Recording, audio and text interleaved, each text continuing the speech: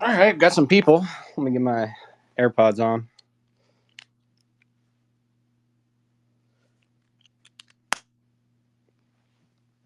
All right.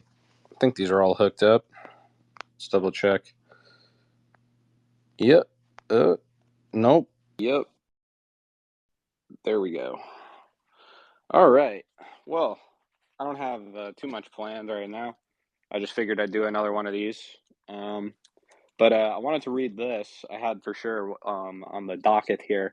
But this is something I read yesterday, which I thought would be interesting to share, considering all the things going on with like Z Library. And I guess we were talking about Aaron Schwartz again as of late. People were justifying his imprisonment and his fines, and the disciplinary measures that were taken up against him for trying to liberate the JSTOR archive for all of us, and a crime against humanity, and particularly a crime against copyright, which is the subject of this. It's called Concerning Copyright, an open letter to the Register of Copywriters. It's in the form of a dialogue, so I'll try to play both sides here.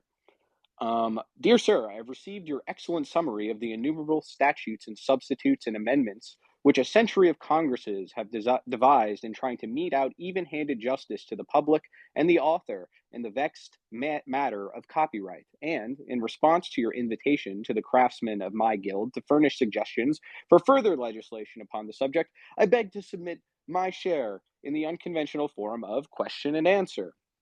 Question: how many new American books are copyrighted annually in the United States? 5 or 6,000. Again, this is in what year exactly? It's like 1904, I believe. 1905. So this is 1905. 5 to 6,000 books. How many have been copyrighted in the last 25 years? More than 100,000. How many altogether in the past 104 years? Doubtless a 250,000. How many of them have survived or will survive the 42-year limit? An average of 5 per year. Make it 10 to be safe and certain. Only 10 a year? That is all. 10. Do you actually believe that 249,000 of these books have no sort of use for a 42-year limit? I can swear to it. They would not have outlived a 20-year limit. Then where is the use of a 42-year limit? I know of none. What does it accomplish? Nothing useful, nothing worthy, nothing modest, nothing dignified, nothing honest, so far as I know. An Italian statesman has called it the Countess Massiglia of legal burlesque. Each year, 10 venerable copyrights fall in, and the bread of 10 persons is taken from them by the government. The microscopic petty larceny is all that is accomplished. It does seem a small business. For a big nation, yes. A distinct reversal of the law of survival of the fittest. It is the assassination of the fittest. Of course, the lawmakers knew they were arranging a hardship for some persons. All laws do that. But they could not have known how few the number was, do you think? Of course not. Otherwise, they would not have been worrying and suffering over copyright laws for 100 years. It has cost you, sir, 41 pages of printed notes to merely outline the acres of amendments and substitutes they have ground out in a century, to take the bread out of the mouths of 10 authors per year, usually the 10 poorest and most distinguished literary servants of the nation. One book from each of them. It takes 100 years to cook 1,000 books, and by that time, 800 of them have long fallen obsolete and died of inanition. Certainly, there is something most grotesque about this. Is this principle followed elsewhere in our laws? Yes, in the case of the inventors. But in that case, it is worth the government's while. There are 100,000 new inventions a year, and 1,000 of them are worth seizing at the end of the 17-year limit. But the government can't seize the really great and immensely valuable ones like the telegraph, the telephone, the air brake, the Pullman car, and some others, the Shakespeare's of the inventor tribe, so to speak. For the prodigious capital required to carry them out is their protection from competition. Their proprietors are not disturbed when the patents perish. Tell me, who are of first importance in the modern nation? Shall we say the builders of its civilization and promoters of its glory? Yes. Who are they? Its inventors, the creators of its literature, and the country's defenders on land and sea. Is that correct? I think so. Well, when a soldier retires from the wars, the government spends $150 million a year upon him and the pension is continued to his widow and orphans. When it retires a distinguished author's book at the end of 42 years, it takes the book's subsequent profits away from the widow and orphans and gives them to whom? To the public. Nothing of the kind. But it does. The lawmaker will tell you so himself.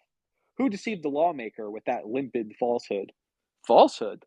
That is what it is, and Proof of it lies in the large and eloquent and sarcastic fact that the government does not give the book to the public, it gives it to the publishers. How do you make that out? Very simple. The publisher goes on publishing. There's no law against it, and he takes all the profit, both the author's and his own. Why? It looks like a crime. It doesn't merely look like it, it is a crime perpetuated by a great country, a proud world power upon 10 poor devils a year, one book apiece. The profits on Uncle Tom's Cabin continue today. Nobody but the publishers get them. Mrs. Stowe's share ceased 7 years before she died. Her daughters received nothing from the book. Years ago, they found themselves no longer able to live in their modest home and had to move out and find humbler quarters. Washington Irving's poor old adopted daughters fared likewise. Come, does that move you? Ah, dear me. Well, certainly there is something wrong about this whole copyright business. Something wrong? Yes, I think so. Something pitifully wrong, pathetically wrong. Consider the nation's attitude toward the builder of its material greatness, toward the defender of its homes and its flags, and by contrast, towards its teacher, who is also the promoter of its fame and preserver of it, the immortal three.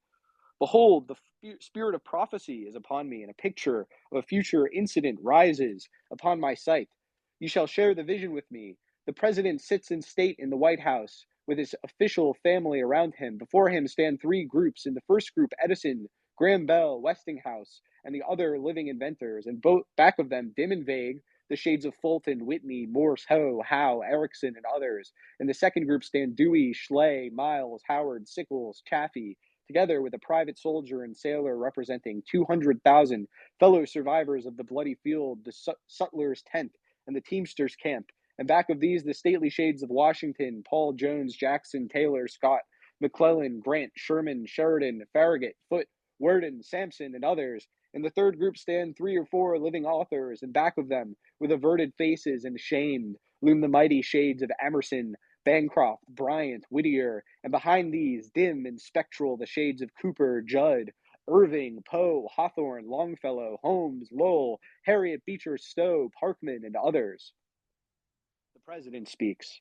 By command of the nation whose servant I am, I have summoned you, O illustrious ones. I bring you the message of 80 graceful millions, a message of praise and reward for high service done your country and your flag. From my lips, hear the nation's word. To you, inventors, builders of the land's material greatness, past and present, the people offer homage, worship, and imperishable gratitude with enduring fame for you, your dead, and untold millions of minted gold for you that survive. To you, defenders of the flag, past and present, creators of the nation's far shining military glory, the people offer homage, worship, and imperishable gratitude with enduring fame for your dead. And for you that survive 150 coined millions a year to protect the highest and the humblest of you from want so long as you shall live. To you, historians, poets, creators of ennobling romance, teachers, this, you have brought into enduring form the splendid story of the great republic. You have preserved forever from neglect, decay, and oblivion the great deeds of the long line of the nation's builders, defenders, and preservers. You have diligently and faithfully taught and trained the children of the Republic in lofty political and social ideals, and in that love of country and reverence for the flag, which is patriotism. And without you, this would be a Russia today with not an intelligent patriot in it. You've made the American home pure and fragrant and beautiful with your sweet songs and your noble romance literature. You've carried the American name in honor and esteem to the ends of the earth, in spite of unequal laws which exalt your brother, the soldier, and inflict upon you an undeserved indignity. You have furnished to your country that great asset, that golden asset, that imperial asset, lacking which no modern state can hold up its head and stand unchallenged in the august company of the sisterhood of nations, a fine and strong and worthy national literature. For these inestimable services, the people, by my voice, grant these rewards to your great dead, as also to you who still live. Homage, worship, enduring fame, no, I mean gratitude, just gratitude. Gratitude with a 42-year limit. And the poorhouses for your widows and children. God abide with you, O illustrious company of the builders, defenders, and patriot makers of the grateful republic. Farewell, the incident is closed. Isn't there some right and fair way to remedy this strange and dishonorable condition of things? I think there is. Suggest it then. In making a 42-year limit, the government's intention was to be fair all around. It meant that the 10 authors, it supposed the number was greater, should enjoy the profit of their labors a fair and reasonable time, then extinguish the copyright, and thus make the book cheap. This for the benefit of the public. I repeat, to ensure cheap editions for the public. Now, wasn't that the intention? Wasn't it the whole and the only intention? It certainly was. Well, that intention has often been defeated. In many cases, the publisher has not lowered the price. In other cases, so many publishers issued editions of the unprotected book that they clogged the market and killed the book. And often it was a book that could have survived but for this misfortune. The remedy that I would suggest is this, that during the 42nd year of the copyright limit, the owner of the copyright shall be obliged to issue an edition of the book at the following rates, to wit, 25 cents for each 100,000 words or less of its contents, and keep said edition on sale always thereafter, year after year, indefinitely. And if in any year he shall fail to keep such edition on sale during a space of 3 months, the copyright shall then perish. That seems to cover the grounds. It meets the government's sole desire to secure a cheap edition for the public. Why, certainly, it compels it. No existing law in any country does that. You would not put a price upon the publisher's other editions. No, he can make the others as high priced as you accept books of a certain class. No book occurs to me that could not stand the reduction. I mean, a book that promises to live 42 years and upwards, it could not apply to unabridged where they are revised and newly copyrighted every 10 or 12 years. It is the one and only book in America whose copyright is perpetual. Your only proposition makes all copyrights perpetual, doesn't it? It does not. It extends the limit indefinitely, but there is still a limit for in any year after the 41st that the cheap edition fails. During the space of 3 months, the copyright dies. The proposed rate seems excessively cheap. How would the thing work out? About how much of a reduction would it make? Give me an illustration or two. Very well, let me cite my own books. I am on familiar ground here. There. Huck Finn contains 70,000 words, present price $1.50. And an edition of it would have to be kept permanently on sale at 25 cents. Tom Sawyer, 70,000 words, price $1.50. The imagined cheap edition would be 25 cents. Several two-volume books of mine contain a trifle more than 100,000 words per volume, present price $1.75 per volume. The cheap edition would be 75 cents per volume, or 75 cents for the complete book if compressed into one volume. My works, taken together, number 23 volumes, cheapest present price of the set, $36.50. To meet the requirements of the copyright preservation, press the aggregate into 10 volumes of something more than 200,000 words each and sell the volumes at 75 cents each, or $7.50 for the lot, if a millionaire wanted the whole treasure. It is a reduction of 4/5 or thereabouts. Would there be any profit? The printer and the binder would get their usual percentage of profit. The middleman would get his usual commission on sales. The publisher's profit would be very small. Mine also would be very small. Then you are proposing commercial suicide for him and for yourself. Is that it? Far from it. I am proposing high commercial prosperity and advantage for him and for me. How? First of all, the books will remain my children's possession and support instead of being confiscated by various publishers and issued in cheap form or dear, as they chose, for the support of their children. And secondly, let us not overlook the importance of this detail. The cheap edition would advertise our higher priced editions, and the publisher and my orphans would live on canvasback duck and Cape Cod oysters, not on ham and not enough of it, the way certain government robbed orphans of my acquaintance are doing now. Why don't you and your publisher try that cheap edition now without waiting? Haven't I told you that almost all the profit would go to printer, binder, and middleman?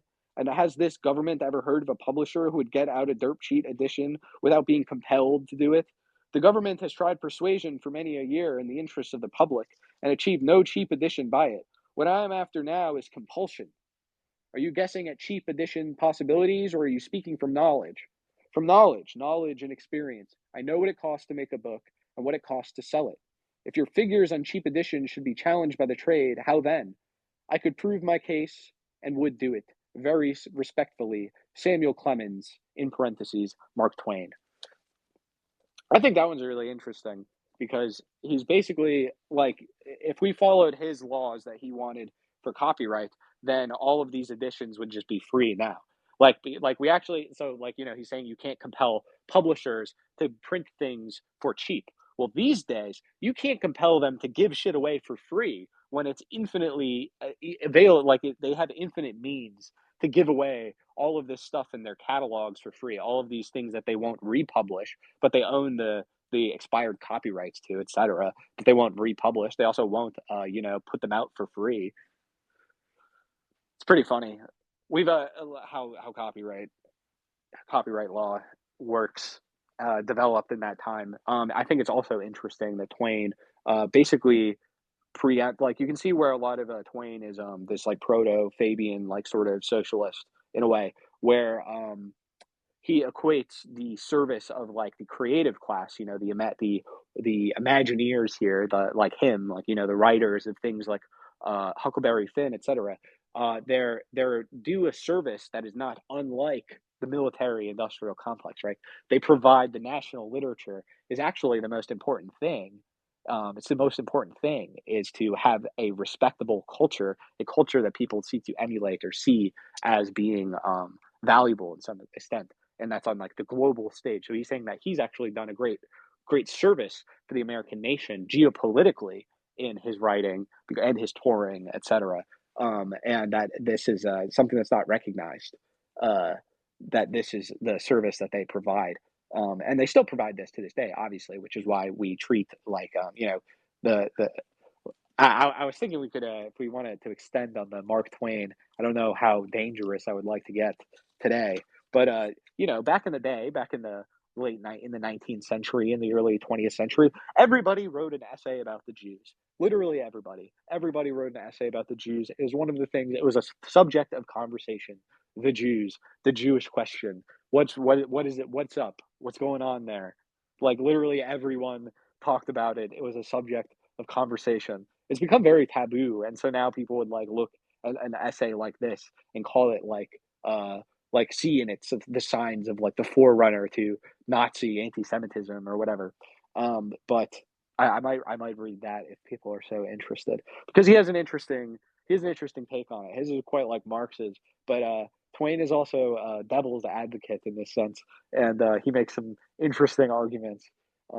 Should we go there? Give me some thumbs up or something if I should read that.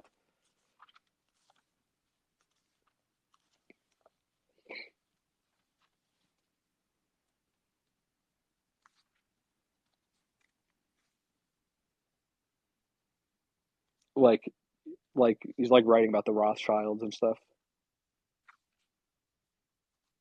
Pretty funny.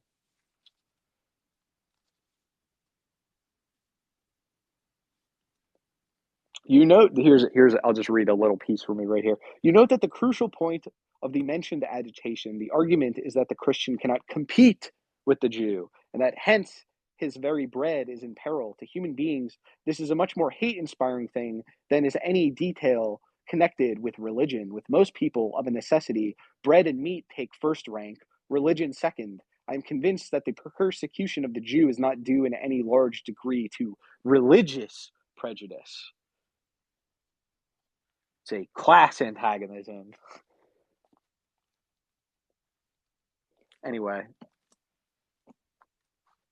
that's what Twain is saying, and that's what Marx and Engels say too. They say essentially that anti-Semitism is like a political economy for midwits, because they just like conceive of what is effectively the bourgeois as just the Jewish class, and that's effectively like. And then they have like I don't know, they have like a just so stories for like all of their exceptions to the rule, like the bourgeois guys they like or whatever. Even Elon Musk does this, right? We saw him. He's talking about how Elon Musk today saying oh, Nick Land, I meant. Nick Land talking about Elon Musk, saying that Elon Musk is going to, Elon Musk and Bitcoin, Elon Musk and creating this real free market, this revolutionary anti woke capital revolution that's happening on Twitter, that this is going to upend the settled, the woke capital, whatever that is. It's just capital, but it's woke capital. It's like cringe capital. We want based, cool, Luciferian capital, like unfettered privatization of all things capital, like what Elon Musk would do. We want the privatization of governance.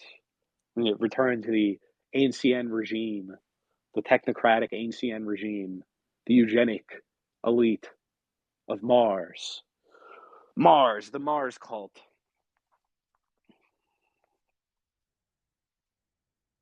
That's what I'm thinking about today, anyway.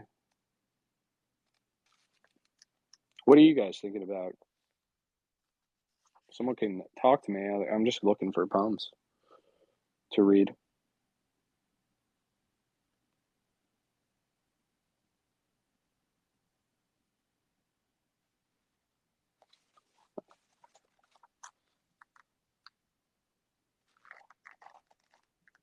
I think there's one here. This is in this American poetry collection I have. I think this one's from 1980. Let's see, really quick. 1983. So it's Anthony Petrosky, Jurgis, and it's called Jurgis Pastrakis. The workers' angel organizes the first miners' strike in Exeter, Pennsylvania. Draped in khaki, Jurgis, who steals chickens, makes his way in the black dust among the workers, so tired and slow, trying to persuade them that some abstraction is worth their jobs.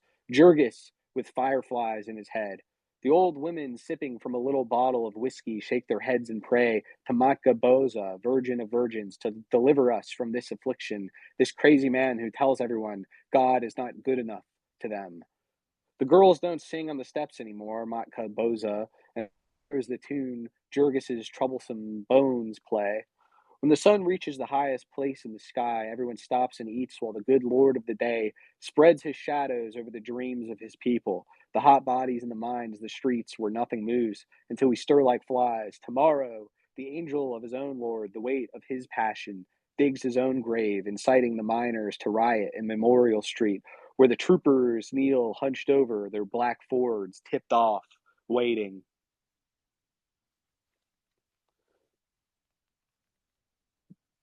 Jurgis, who steals chicken, the lumpen proletarian, he's trying to organize the workers to go get picked up by the black Fords and the troopers there. Interesting poem, isn't it? 1983. Space Flourish. All right, buddy. We'll add you. You can come on. Hello? What's up, man? What can I Can you do hear me? for you? Yeah. Oh, hi. I just, you were talking about the whole Kanye thing. That's what's been on my mind this morning too. And Okay, you want to you hear said my that. thoughts on that? Well, I already heard a little bit. I know a little bit of your thoughts, but I'm also curious what you think about Nick and Milo and today, and like I think they're why. fundamentally Yeah. unserious people. Like I think they're fundamentally like just like narcissists, like grifters. Kanye, I think, is already getting sick of them. He's visibly annoyed by them. They haven't done anything good for him. All they've done, like they haven't helped him in any way, right? So you can see like his growing frustration with these people. I think I'll have to, I have to, I mean, I know some people who are like in his camp and they Where, where, asked me to where did send he over a seem to look proposal. upset with him? Just look at. Are you kidding? I don't know, dude. How good are you at like? Did he like? He's annoyed with them because they bringing him to shit like the Tim Pool show. Who the fuck would advise him to do that? Milo. Milo advised him to do that. Who like he who advised him to bring Nick Fuentes to Mar-a-Lago? Milo did. Why is he trusting in Milo? Because Candace Owens told him to. Okay, but why is Candace Owens trying to get in with Kanye? Because she has a lot of sunken costs into this fucking consumer social app, and consumer social is horrific at making a profit, and she wants to sell that shit to Kanye, the what is it, Parlor or whatever one that she's actively invested in or whatever. So she's just trying to like, and they're trying to build up their fucking little counter media world there, the fucking grift sphere. Like they're not serious people, you understand? Like they're not serious people. They're entertainers. Like Nick Fuentes is a comedian. Like like Milo is a comedian. This is at best what they do, right? They're figures of entertainment. They're not serious people.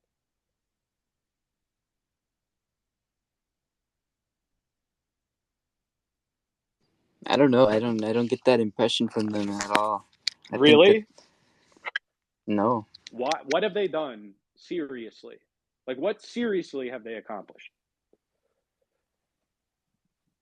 What seriously has anyone accomplished? I mean, but Nick has put, he's had Lots of his whole people life accomplish ruined serious from the shit all the January time. 6th shit. I Michael mean, Hudson is a serious person, isn't he?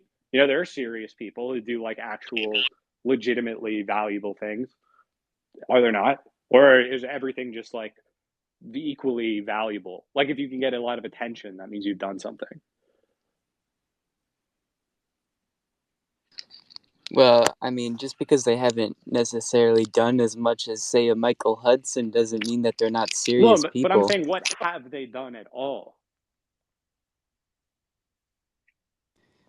They were a big part of what got Trump into the No, it's presidency. not. They have nothing. The Trump doesn't even know who Nick Fuentes is. Milo had nothing to do with it. The youth vote had nothing to do with Trump getting in. The reason why Trump got elected is because people across the political spectrum fucking hate Hillary Clinton.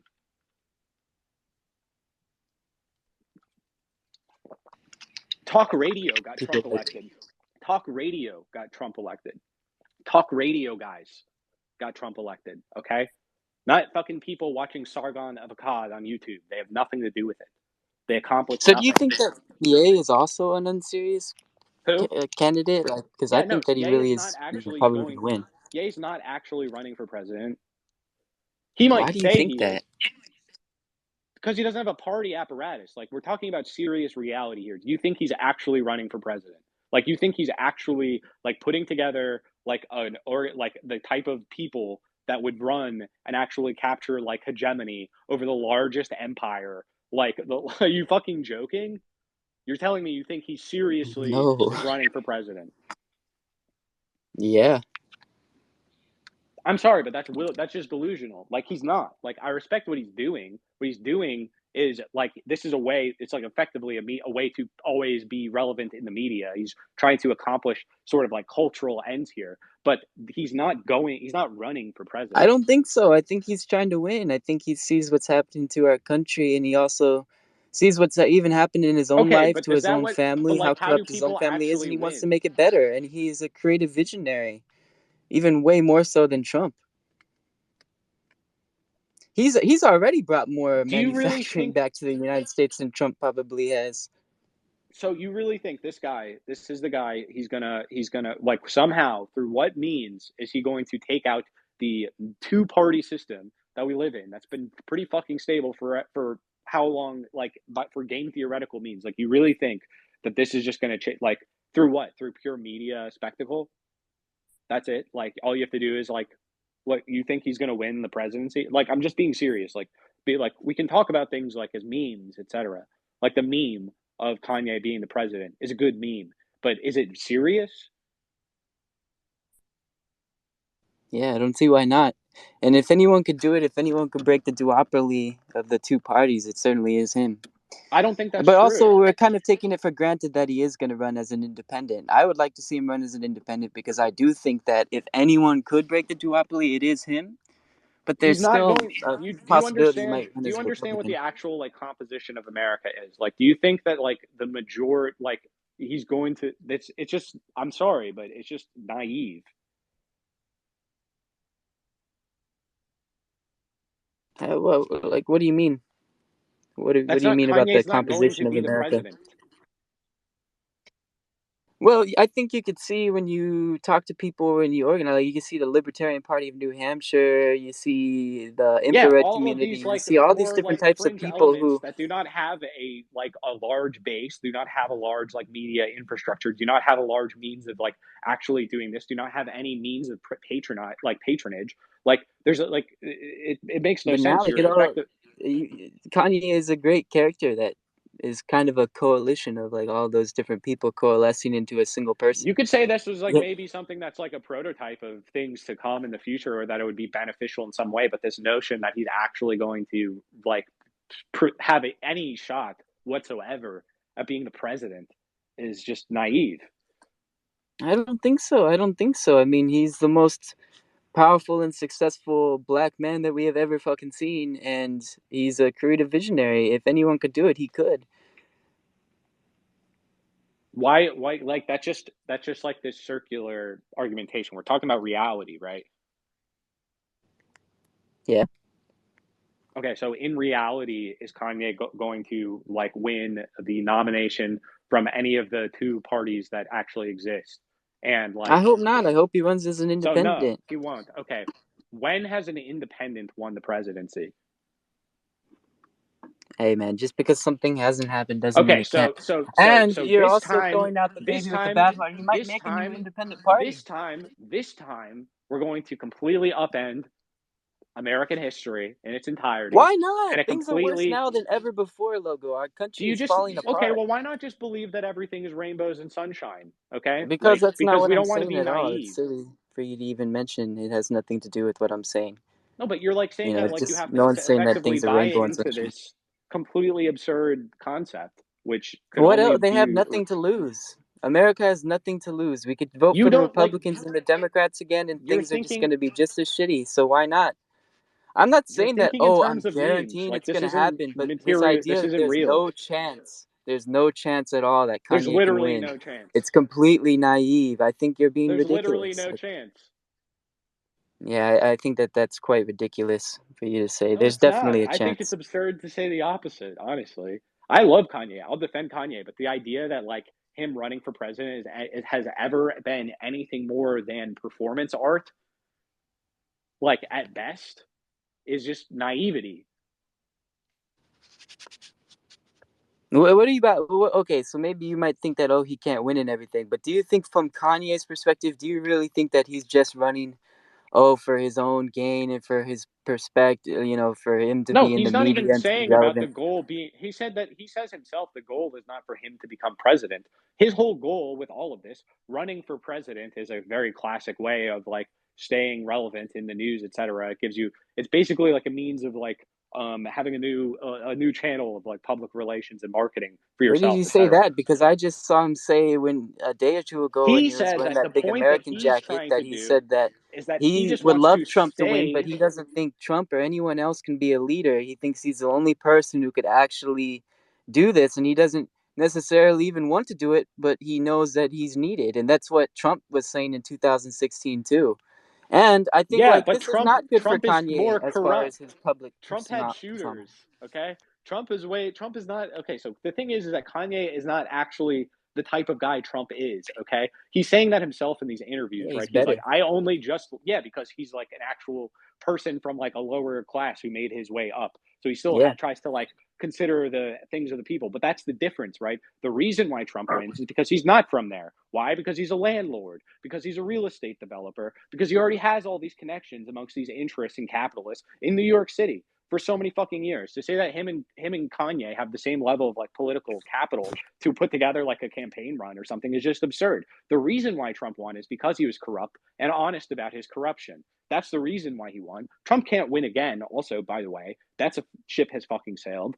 So that happened then for reasons we can now like look at and discern, and they have nothing to do with the fact that he ran a good like campaign. Okay, like he had a good memes. Like that's entirely a secondary effect. It's like a cargo cult to think, oh, we'll make the memes and that'll produce a candidate that will win. It's literally magical thinking. I believe in magic, Logo. Magic is in the That's air. that's I'm sorry, but like you're like okay, so then like why not? Then what is wrong ultimately with all of like the like Chaz? Why would you not like Chaz? Don't you believe in magic? Like what's wrong with that? Like what do you mean you believe in I believe magic? in No, I do Chaz. We're not gonna believe in make magic. America into one big, great Chaz under Kanye. That's what we're gonna do, That's Logo. that's literally just stupid. Yeah, well, I'm not serious. I'm trolling you.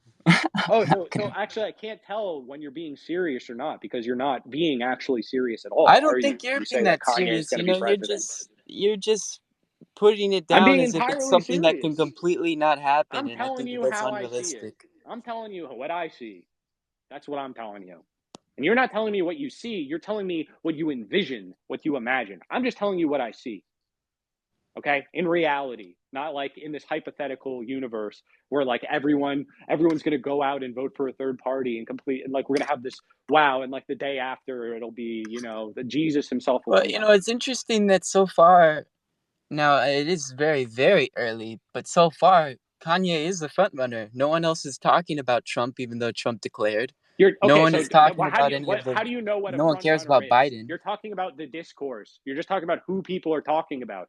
Nobody liked Biden. He's the president. What are you talking about? There was no It's a discourse being like, Democrat here's party. I why mean, he's they're just good. going to select the candidate That's not anyway. how Who things cares? work. Do you see what I'm saying? You think that the discourse actually chooses who's going to be president, but that's not how it works. That's not what I'm saying. Well, then how do you know he's a front runner? Because he is the front runner. How? How do you know that? There's lots of reasons I know that. For one, he's the only one who is actually expressing the creative vision to do so. What does that Two, he has matter the if the highest actual energy. You could reality is feel it. becoming the president? Feeling. Why? You Why feel couldn't that way. he?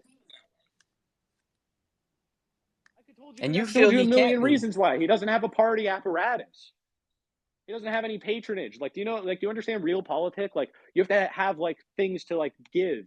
You know what I'm saying? You have to have like connections and like deals to make. Like, it's a corrupt business. Okay? Like, he doesn't have a third, like, do you really think he's going to be, it's just, I don't know.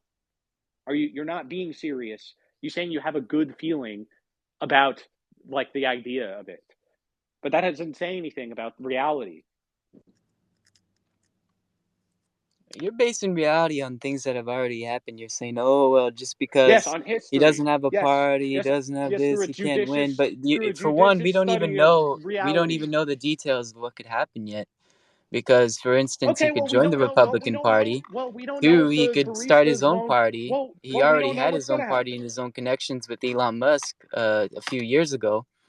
You know, he got over 80,000 votes without even declaring it, with just being a write-in candidate. 80,000 votes. There's What tons of percentage of voters was that in total?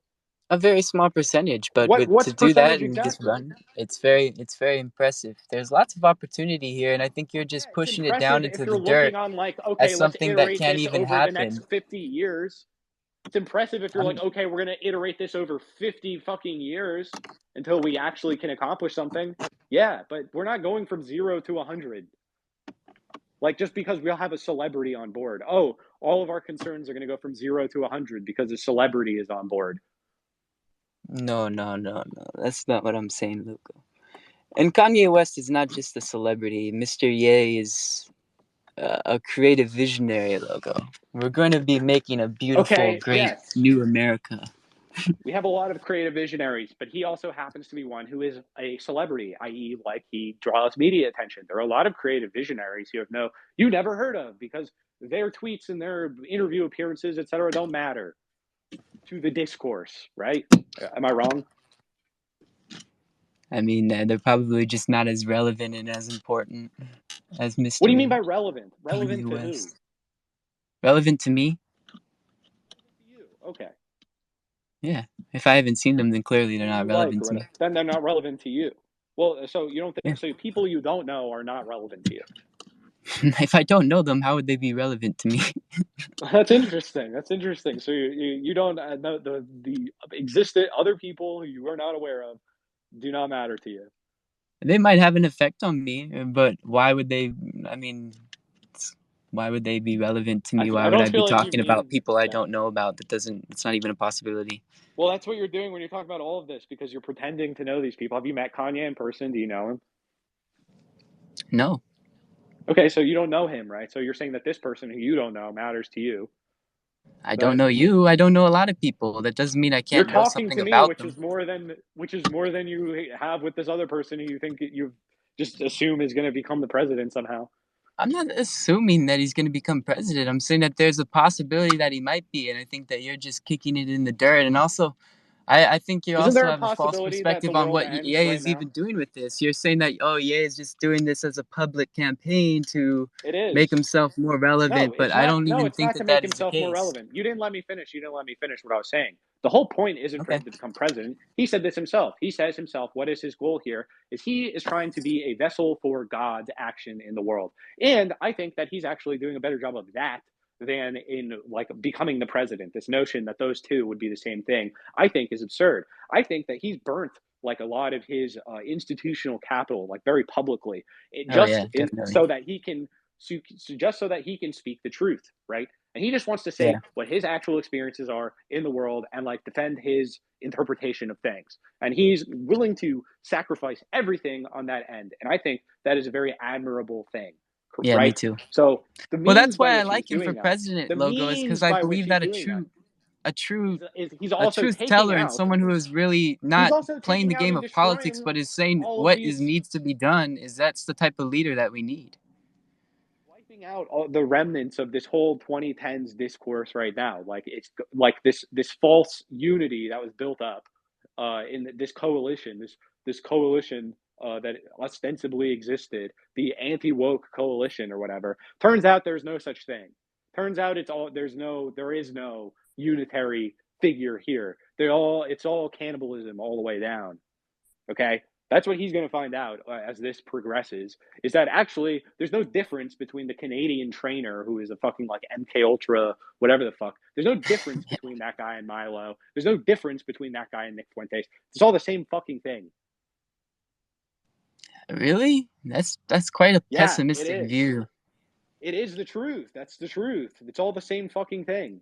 So, I mean, what do you think is the possibilities, and what avenues are there to actually, you don't think a truth teller is someone who actually goes out and expresses himself and has a creative No, vision? You don't think they I could think win? it's great that he's doing that. No, I don't think that can win.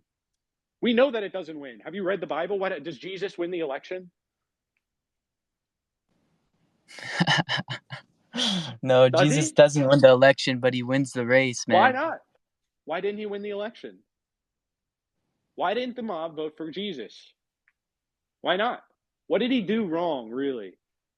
That's actually Crucify why they him, didn't. crucify him. Because he You know, told the truth. Barabbas. Because he told the truth. That's why they didn't.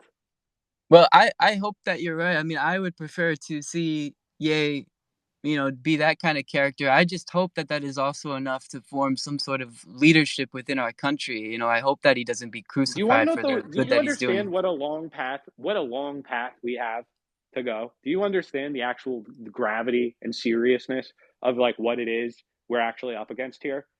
Like, do you really think that like a celebrity like the president is just going to magically alter the geopolitical realities of our day?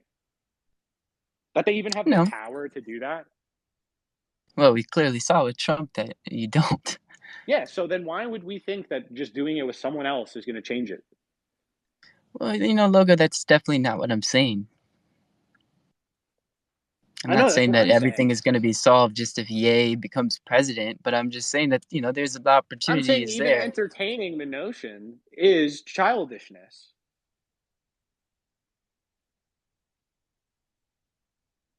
It's good as a meme, you know. I entertain a lot of notions just for fun, just for my own kicks, but it's not serious. Like he's not actually running for president. Do you see what I'm saying?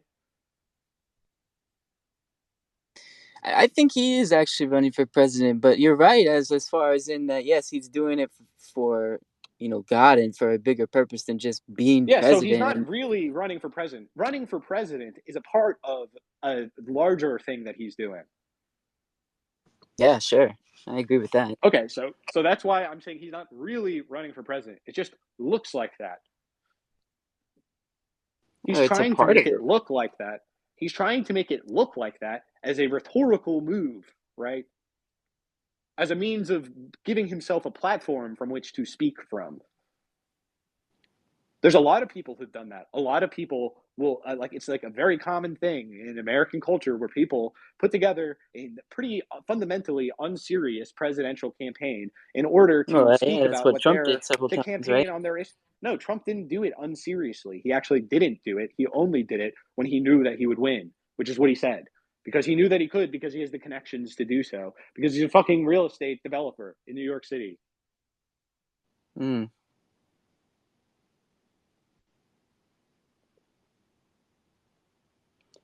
Do you see what I'm saying? Like they're not the same. Like it's like Trump also fundamentally. I think Kanye was actually hurt by going to Mar-a-Lago. He thought that Trump would give him more recognition, but Trump fundamentally treated him. He said this himself. He was like he was just saying that I was good for the black vote. You know, he was just being used instrumentally, even by this person who he supported. And he's like, I pay, like, I fucking took a lot of shit for supporting you, And still, at the end of the day, I'm only just being considered by you as this like instrumental thing in your own game here. And by the way, like, you know, you allowed Jared Kushner to run, et cetera, et cetera. So he's not even like exactly like 100% behind Trump at this point, right? And it's pretty clear Yeah. that Trump that he doesn't give a shit. They don't like, you know, it's all fake. It was all like Kanye's got duped a couple times. Like, Kanye is a lot like all of us, right? Where it's like pretty much everyone has gone through these phases of enchantment and disenchantment with these spectacular visions provided by the media infrastructure, because this is like the narrative formation of our consciousness. We have to be sold the imaginative vision of this thing before we actually try to immanentize it in reality. So it's like, oh, Donald Trump being president, we don't know what that could mean. So people could fill in the blanks, right? And be like, oh, it's going to mean this, it's going to mean that, it's going to solve this, it's going to solve that. And that was the big cope. People did it with Obama, the same fucking thing in 2008. Okay? Like, this is American politics. It's about creating a spectacular concept and then being radically disenchanted by that because it's adversarial. The whole politics. Michael Hudson said this, right? In this thing I was posting yesterday in his I think saw tank that. memories. He said the whole game in American politics is discrediting the opposition. That's all it is. It's all just mutual blackmail. It's all just trying to humiliate the other person, et cetera. It's a completely sadistic, sociopathic thing. So for Kanye to be like, I'm going to put myself up there to just be fucking crucified, you know, I can't help but support him, but I don't think he's actually running for president. Do you see what I'm saying? Yeah. Okay. I do think that there is a small chance that he could win, though, and that's not to say that he'll solve Come all of our on, dude. problems or Come anything like that. on. But I think there There's a is a small chance he could chance win. that every atom in the universe will turn into fucking cheese. Like, it's not I don't think realistic. so, It's like Coco. it's just childish thinking. Well, Like, we'll see. We'll and I see. think it's dangerous. I think it's dangerous, honestly. I think it's dangerous, like, when people get high on their own supply. Like, you know, this is like what Kajev told Baudrillard when Baudrillard was like, what we need to do is we need to be re-enchanted by our own myths making and things like that. We're going to create these new secret societies to like influence the world. Nick Land did the same fucking thing, hyperstition, etc. He was following Bataille and Baudrillard in making the CCRU, etc. These people, they just want to make their own. They want to get high on their own hype. It's very much like I was watching the Grateful Dead documentary, right? And they just wanted to build a autonomous, like a brand machine that would take care of things for them. You know what I'm saying? I feel what you're saying. I think that is true to an extent because it does give you a little high to think about how awesome Kanye could be. But anyway, I want to ask Yeah, you but it's all this. fake. You know, like, it's a I want to cope. ask you this. What do you think, with in mind that you don't think that Kanye could actually win? What do you think that he could actually do? You know, as you He know, should he's saying that promote he wants to do relations this with for fucking God. China. He should start working with like building like his own fucking factories. Like, all of this stuff he's doing in the Yeah, media he's is really doing not that. helping. He should be reaching out to like Chinese capital. Honestly, Kanye has like Yeah. connections in China, but he's actually turned quite against China because he's got fucking Candace Owens in his ear. Do you see what I'm saying? Like, Yep. he's still Yep. being manipulated by the same fucking forces as always. They're just the new. They're just Definitely. the second layer of it. It's like obvious. Everything's so fucking blatant right now. Like, I can't even look at the discourse. It sickens me because it's so fucking funny and stupid. Like, you have all these conservatives who are like, wow, the left is real silent on China today. Like, do But we want Ye to become someone like that? Because do that's you what think hanging out with Ye would? Milo is. Do you think Ye? There's opportunities. Like, do you think he would be someone that would become more open to China if he saw more or was Kanye needs engaged to be more with educated. Chinese type Kanye people? needs an education. Kanye needs to become educated because Kanye is like, that's the one thing, is like that he's actually like, you know, he's like, he has all of these notions, he has all this intuitional understanding of things, but it's like he's getting duped all the time because he doesn't have any Yeah. grounding. Yeah, I really That's the agree case with for you a lot of there. people. Pesto said that he needs to read Schiller. I just want to sit him down and be like, listen, the real problem, if you want to run on any fucking issue in this country, it's all just debt. It's all just debt relief, debt relief. Just talk about debt relief, debt relief. That simple. Just talk about debt relief endlessly. Talk about debt relief. Here's more talking points about debt relief. Like, if you actually want to make a fucking difference in people's Oh consciousnesses my when it comes god! to And you could tie it politics in to. this He's country. already polemicizing against the What is the amendment? The 13th, 15th. You know, Well, the thing if is that he, there's been a couple states we're that have debt actually sort slaves, of man. like, well, yeah, like there's been a couple states that have actually had And who like owns the votes debt? on Who some of owns the that. debt? Who's they? A lot of people own the debt. No, I'm just joking. I'm just joking. But I'm just All saying, right, thanks, Logo. like he's hanging out with fucking the like reject, like the washed up fucking like people of like the 2010s who just want to live in like a perpetual 2015 with like their media relevance being like ultimately their primary concern. Like Nick Fuentes doesn't give a fuck about. Well, I think he actually is a fan of Kanye, so he's probably just like fanboying out in this instance.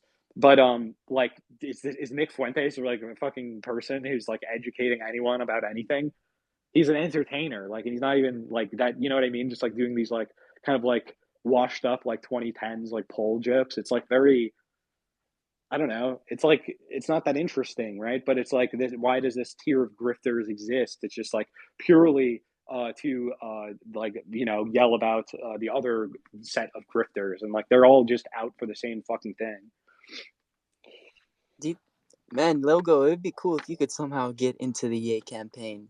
Then you could tell him somehow. Well, the thing is that I have contacts like in his camp, and they want me to put together like a presentation, like a deck or something, to send over that way to see if he has any interest in getting me around. But I might You let him should. hang with those fuckers for a little bit longer, so that I can be a breath of fresh air when he's finally sick of those types of people. Because at this point right now, like if I put in anything like that, you think Nick Fuentes and those people are going to be talking very kindly about me? I'm not Like, sure that they'd be they against you as you might think. I don't know. But that would don't be like cool me if you very got much. I in don't and you know could if you talk knew that, about but specifically debt in China. And yeah, I you mean, gotta name drop the world land bridge too. See if I'm not in any rush EA though, is into man. the land bridge. I'm not in any rush, man. I'm gonna let the man cook. We'll see when he gets sick of this storyline. I think he's getting rapidly sick of it. I can only imagine having to spend that much time with Milo. I get pretty fucking sick of it. I hate that guy. He's so annoying. He's dangerous, huh? No, he's not dangerous. He's a No, fucking I'm just loser. that's the Like name of his he has book. I was no just joking. talents. He has like no virtues or talents. He's just crass and vulgar in a way that isn't even genuine. Like he's not even a genuinely vulgar person. He's like affecting it in order to like be like a libertine, like But he's also like, oh, but I'm like a Catholic, and it's just like fucking. I hate the high Tory Anglican, anarcho Catholicism, punk rock Catholicism, counterculture Catholic. I hate that shit. It's disgusting. Spit it out. Yuck. Both of them are Yeah. like that too. They're trying to get Kanye to become a fucking Catholic. Oh, a solution. Oh, Haven't you heard of the that'd be. Ugh. Jesuits? That'd be sick. Well, I hope you Yeah. break into the camp, Logo. I think that you could do some great things if, and that's the thing I like about EA is I feel like he would listen to, like you or just other Yeah. I people. mean, I hope So so. I We'll really see. think there is opportunity here. Maybe not to win the presidency, although I I think think that there he could is. do so much more good than what he's doing. I mean, like it's like okay, Yeah, yeah, this shit's definitely. all fucked up. It's like okay, well, like let's get on the business, man. Let's get on that grind set. I mean, the problem is that he's still in this moment right now has like he's just like locked out of his accounts and his ability to like make moves, his credit lines and things like that. So he's really looking to establish like stuff like that. So he's like, if anything, he's with these people because he's like, okay, like Nick Fuentes, et cetera, is like, well, who's going to even do my payment processing and shit like that. So he's looking for other means of like acquiring credit and patronage so that he can do whatever the fuck he's thinking about doing. But I don't Yeah, know. I'm saying like he should be doing more like like get his like what the fuck is he doing going on the Timcast? Is that gonna just stupid? He's getting poorly advised. yeah. Well, one thing that I think that is cool about him too is that he's always searching for people to like collaborate or which has kind of served him poorly in some instances, like you're saying, but it also like leaves him kind of more open to like working with you or just Yeah, no, with just different people. I think I'll be in a room with him. Honestly, I've had this feeling for a while, and I mean, if he's hanging out with Nick Fuentes, like, there's literally no reason why I couldn't be there. But I think I would do a better job for him, in what he's trying to accomplish. I don't think he quite knows exactly the den of vipers he's been told are his friends here, um, but But I know you're one of utopian, such but cases. you have to keep a joyful and happy heart. The Bible tells us that it's always good to keep a joyful and happy heart and worry not Yeah, for tomorrow. So, you yeah, know, no, exactly. I don't want to limit the ambition. Like you're right to stay away from just total hopium and just like getting high off of our supply of like hope and like, oh my God, I want you to be I'm a president. person But we who's should we should be I'm more a serious look on person. the I don't bright side. believe in being. I'm like, I think that I don't. I mean, I'm a transcendental pessimist here in this world. Okay, I've got a utopian optimism in eternity, but here I am not being like I'm not. I don't have any hope in the worldly powers here, man. I don't. We live in a decaying empire. Okay, we live in a decaying empire, like which worships capital as a god. Okay, like this is just reality. So like this notion that we're gonna be get like solving all of our problems here very soon, I think is just naive. I think it's going to take a very, very long time. You know, I've been talking for a while, but I just want to say, is it capital you think that they worship as a god? Because a lot of Yeah. the degrowth and depopulation shit, like it doesn't just make sense from a pure money perspective. It just seems to Yeah, it me like does. they worship Satan, not well, capital What's might be a Satan? part of that, but it really seems like they worship What is just Satan? evil itself. What is evil? What is the root of all evil? The Bible says the love of money. Why is the love of money? The worship of the golden calf, idolatry. What are these things? What's the first idol? What is idolatry? What is it about? What would it be other than capital? What the first sin in the Bible, like eating the knowledge of good and evil? What does that even mean, That's Logo? not the I've been first meaning. sin in the Bible. Oh The no, first sin in the Bible is Satan's fall. yeah, and he wants to We be more copied than sin Christ, from right? him. I mean, We copy him when we act in his image. That's the mimetic origin of sin. and what do you think like was the root of that sin of Satan? Like I've always wondered, like what Pride? pride, wanting to be more than God, right? No. Refusing to bow before man as the image of God. Mm. Satan is Refusing. Wait. reason. Mm. Refusing to bow down before man as the image of God. That's what you said. Yes. Satan preferred the creation before the creation of man. He thought God blighted creation with the existence of mankind. Nature, rather, the world before the existence of mankind, that is what Satan's church is. Ah, that makes sense, man. That makes sense. Doesn't it? Yeah. Yeah, it's pretty Satan simple is stuff. I understand like Satan is like a very entropic force, and that's like I read this book by this guy named Irvin Laszlo or something. He's like from the Club of Budapest, which is just a copy of the Club of Rome, and he wrote these nasty New Age books. One of them is like called the Akashic Fields, and it's like the theory of everything, and it's literally just like, oh man, everything is entropy. We need to worship entropy. Everyone should bow down before the. It's. Well, Yeah, I that's don't what the know. effective altruists do. Yeah, definitely. I mean, that's like we do live in like the empire of the Antichrist. Like it's not like Well, even he just like, oh well, like, you could describe it that way. It's like no, like this is what it is. Like on a 100%. spiritual level, this is what it is, and what do we do in those conditions?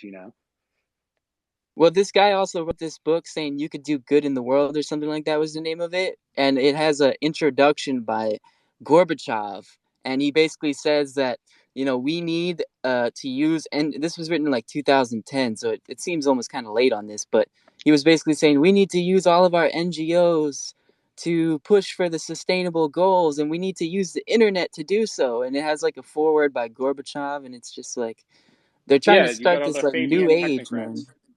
Yeah, it's all right. Well, Yeah, thanks, Logo. Fabian Have a nice technocrats, man. I day. mean, H.G. Wells wrote all about it over Yeah, the 100 open years ago. conspiracy.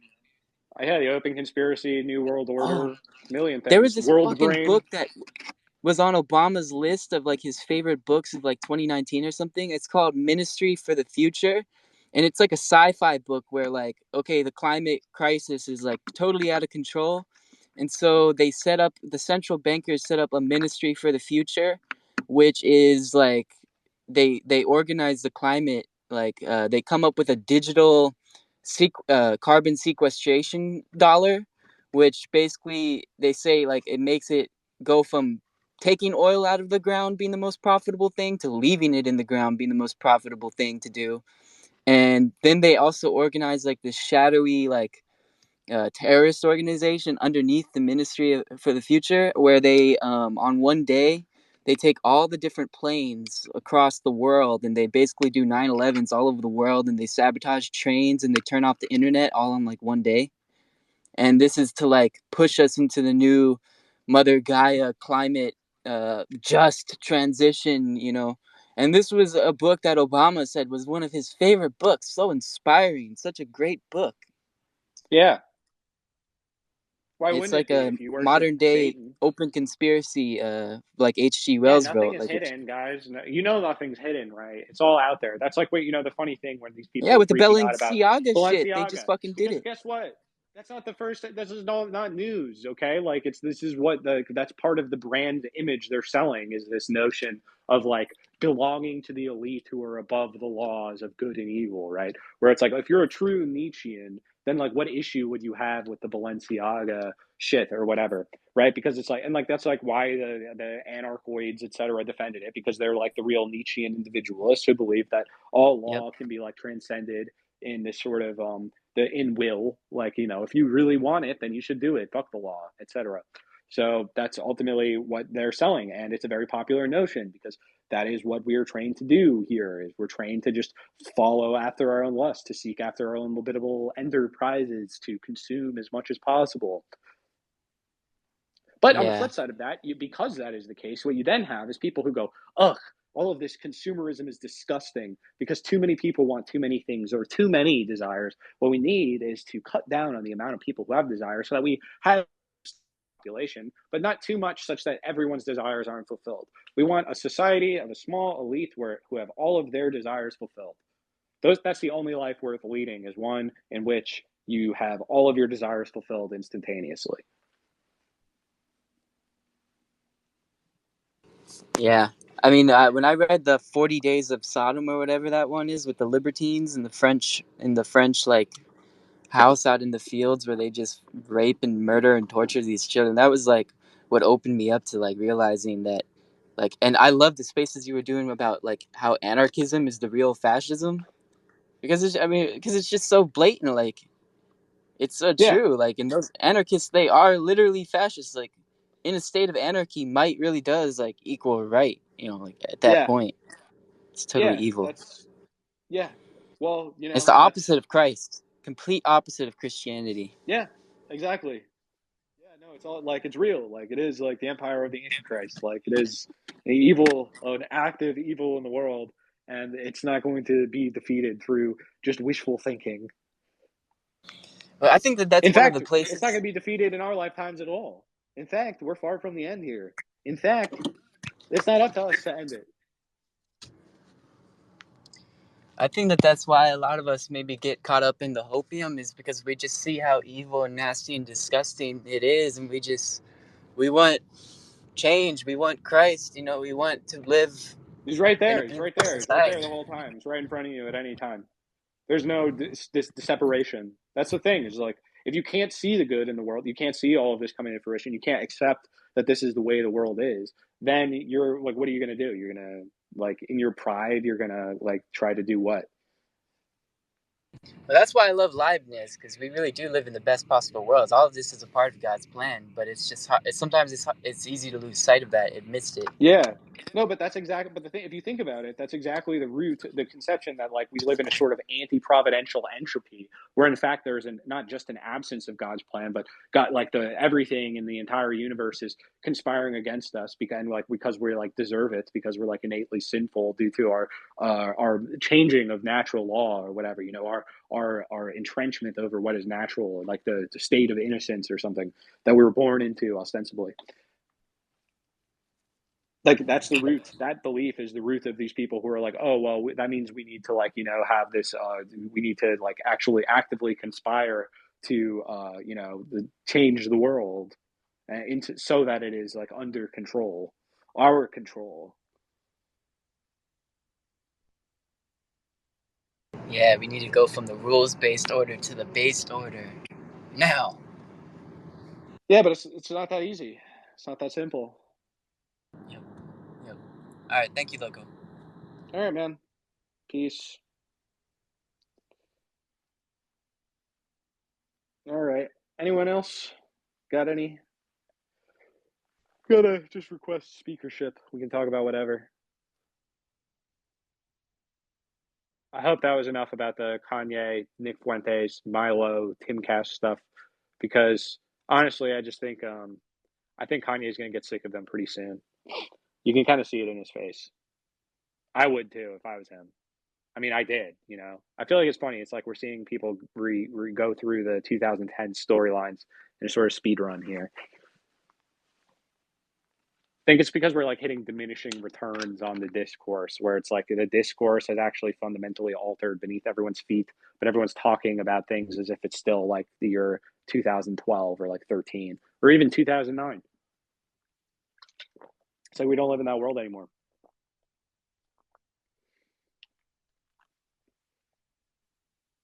Not anymore.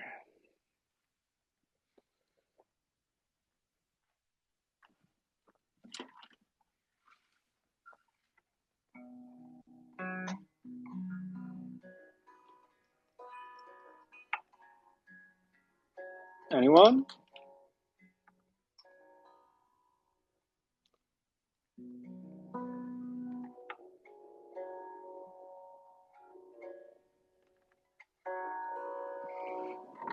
Domenico, what up? What can I do for you? Yo, I might just be being lazy and not keeping up with tweets, but I wasn't sure what your take on was with what we're seeing in China right now. If it's just totally a wash, or I Well, the don't thing know. is that like what you're seeing is what you're seeing about China as reported on Western social media, right? Yeah, And the premise being, well, the Chinese social media is all blacked out, so you can't even, because like the government is so totalitarian that no one's talking about any of this, blah blah blah.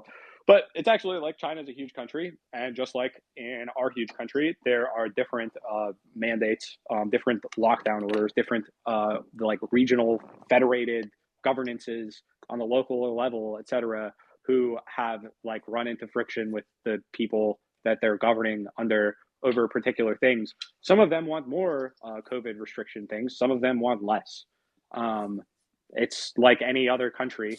We are just blowing this up because we have money over there to cover it as we're trying to present America as being the stable and good country. yeah, Like we are no longer the unstable country that is constantly having riots, etc. No, that's China, because China and Iran, those are the countries that have protests and dissidents in them.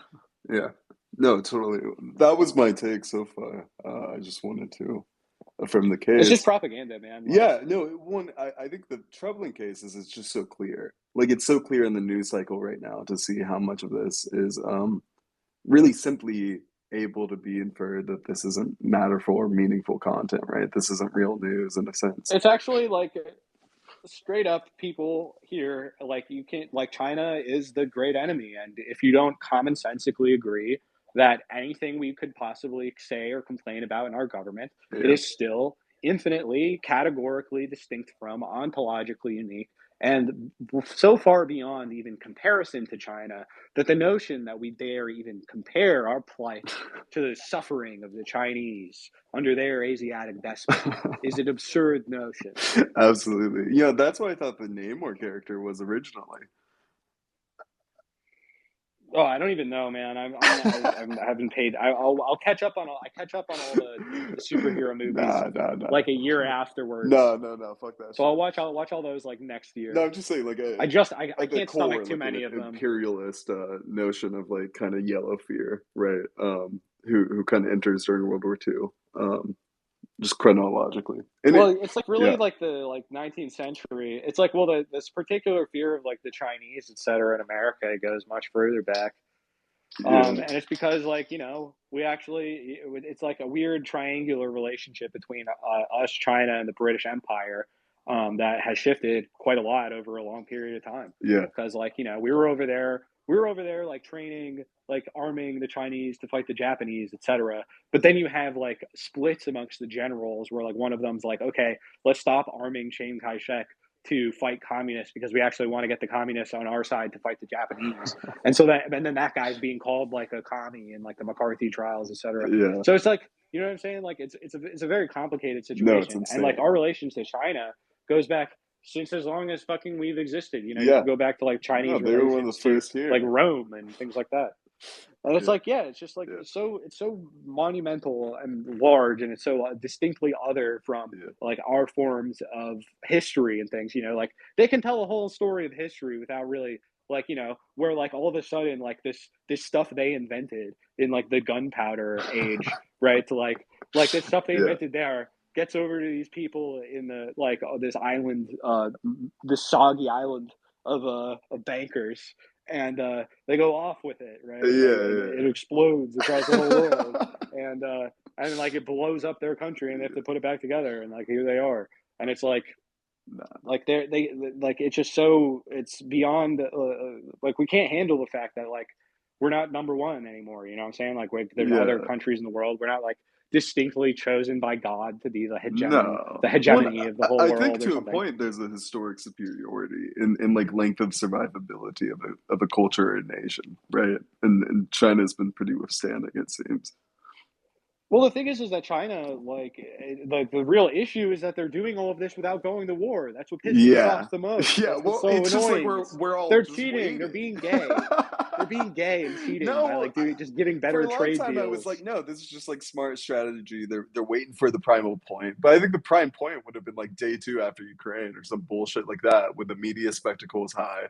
They know And that they can just wait us out, man. That's the thing, is no, that they but have I such. know, They're yeah. literally just gonna chill. Yeah. Like they don't have to do No, anything. but that's cool, and They I'm people don't thankful for understand. that because, Yeah, honestly, death's not great. We don't want more of that. I don't know. it's so funny, man, because like people also don't understand that like the basis of like Chinese political philosophy is like so much better Yes, yeah. than like most Western political philosophy. Sure. Where it's like Chinese political philosophy is about like being like the unmoved pivot, such that like power just like sort of flows to you, and you don't even have to do that much. Where Wow. it's just like you're just setting the conditions, like, you know, feng shui. So for Yeah. things to like be flowing in a manner, but not like encaging things and like, you know, 90-degree angles, etc. Pynchon has a very long passage about just this in Mason and Dixon, Oh, which I always really? think about. I Yeah, need to yeah. add that to my list. Okay. Oh, it's really good. Yeah, there's the Chinese are like in a war with like these like Freemasons, basically. I mean, the Pynchon book is written about. It's written about the past. It's written about like the middle of the 18th century, but it's Interesting. really about the 1990s in a lot of ways. Wow. Like it's about like the internet, the dawn of the internet, where he has this like fake like Jesuit system of balloons and mirrors, which mirror like beams messages across the Ah, world, things beautiful. like No, that. that's a beautiful Yeah, like contraption though. yeah, Yeah, yeah. interesting. But Yeah. no, so it's like, so the thing is that the Chinese, like, they're like, oh yeah, we don't want to go to war. Like, why the fuck would we do that? We can just wait. Yeah, Like, we can yeah. just keep Well, and building. I think Like, they're just it's gonna also like. like things are going to kill themselves. Wait till points are weaker, and they're just getting weaker. Like they're not. Nobody's getting stronger. I don't think. I praise the patience of Xi Jinping. You know, I'm like, oh man, no, why doesn't he just press the button? Well, I mean, Winnie the But Pooh, no, man, that's a good set of he's a ethics. Like real. that's a good, calm state of being. You know. Yeah, no, it's so funny that that is like the thing that they think owns him, where it's like, oh, like he's No, the like guy Winnie who rules, here is like dude. sold as the. It's like yeah. So the most famous book other than Winnie the Pooh, which has Winnie the Pooh in it here, is the Tao of Winnie the Pooh, about how he's like an enlightened Chinese sage. But Yeah, yes, what an totally. own. Yeah, what an own. He's the ideal specimen. What an own. You have like a Solomon, you have like a biblical character as Yes. your fucking leader, who like lived in a cave as a shepherd and like walked the miles to read Goethe, and just like what, like, yeah, Yeah. what an own. I'm so jealous that we have. I'm so glad we have Joe Biden to defend our liberties from Oh the yeah. Chinese tyrant. Oh boy. Oh yeah. Oh Huh. boy. You see that they were stopping protests outside of the Starbucks? I can't I believe the did see that, atrocities dude. of the Yo. Chinese. Their state capitalist police force will not stop the American Chaz. We're going to turn China into the Chaz to free them I think that's what people think from it their is. serfdom. They think it's a from their yeah, serfdom, yeah, from their totally a 19th feudalist. century, Yeah, from their 19th century Qing dynasty ruled by an executive White House yeah. that They actually only just spawned into this giant bureaucracy run by eunuchs. That's what they have, not us. Not us. It's not like we have this sprawling bureaucracy of imperial eunuchs who actually run things. No, that's the no. Chinese. They're exactly like, Yeah. it's so funny. We actually almost perfectly have replicated the like degenerate Qing dynasty during the time of like the Opium Wars. Like it's literally insane, like how much that parallel holds out. Whereas No. America, Yeah. China in this time, it basically has the same position as like America at that time. You know, it's Yeah. insane. No, I see that. No, yeah, yeah. God. It's one of my All favorite right, dude. parallels to think of No, I think because you're it right. I explains was everything. China explains everything. If you don't know anything about China right now, it's yeah, like you're just lost geopolitically. yeah, Like maybe you know things about like I don't know, you know things about pop music. I don't know. Maybe you know some things about the Marvel Cinematic Universe. But if you don't know anything about China and Chinese influence over in like history, especially right now, and like how they got to where they are, etc., then it's just like geopolitically you're fundamentally lost. Like these are the people who think yeah. that Republicans and Democrats are like the primary contradiction in reality that like is just emerging. Yes, It's like, yeah. wow, isn't it so convenient that the American political elections are just the mere microcosm of the entire operations of the universe? Yes. It's insane, No, man. it's yeah, it's idiocy. But I live, but like you know, Um, it's like every day we're surrounded by people. Like obviously, it's like extremely heterodox, extremely weird. Like you have to like immediately be aware that like what you're saying is like one of the greatest sacrileges you can possibly speak in America. To be like, yeah, no, I think the Chinese are better at governing. Like literally, yeah, yeah, everybody hates you if you say that. Everybody is united on one thing in this country, and it's hatred of China, and that's it.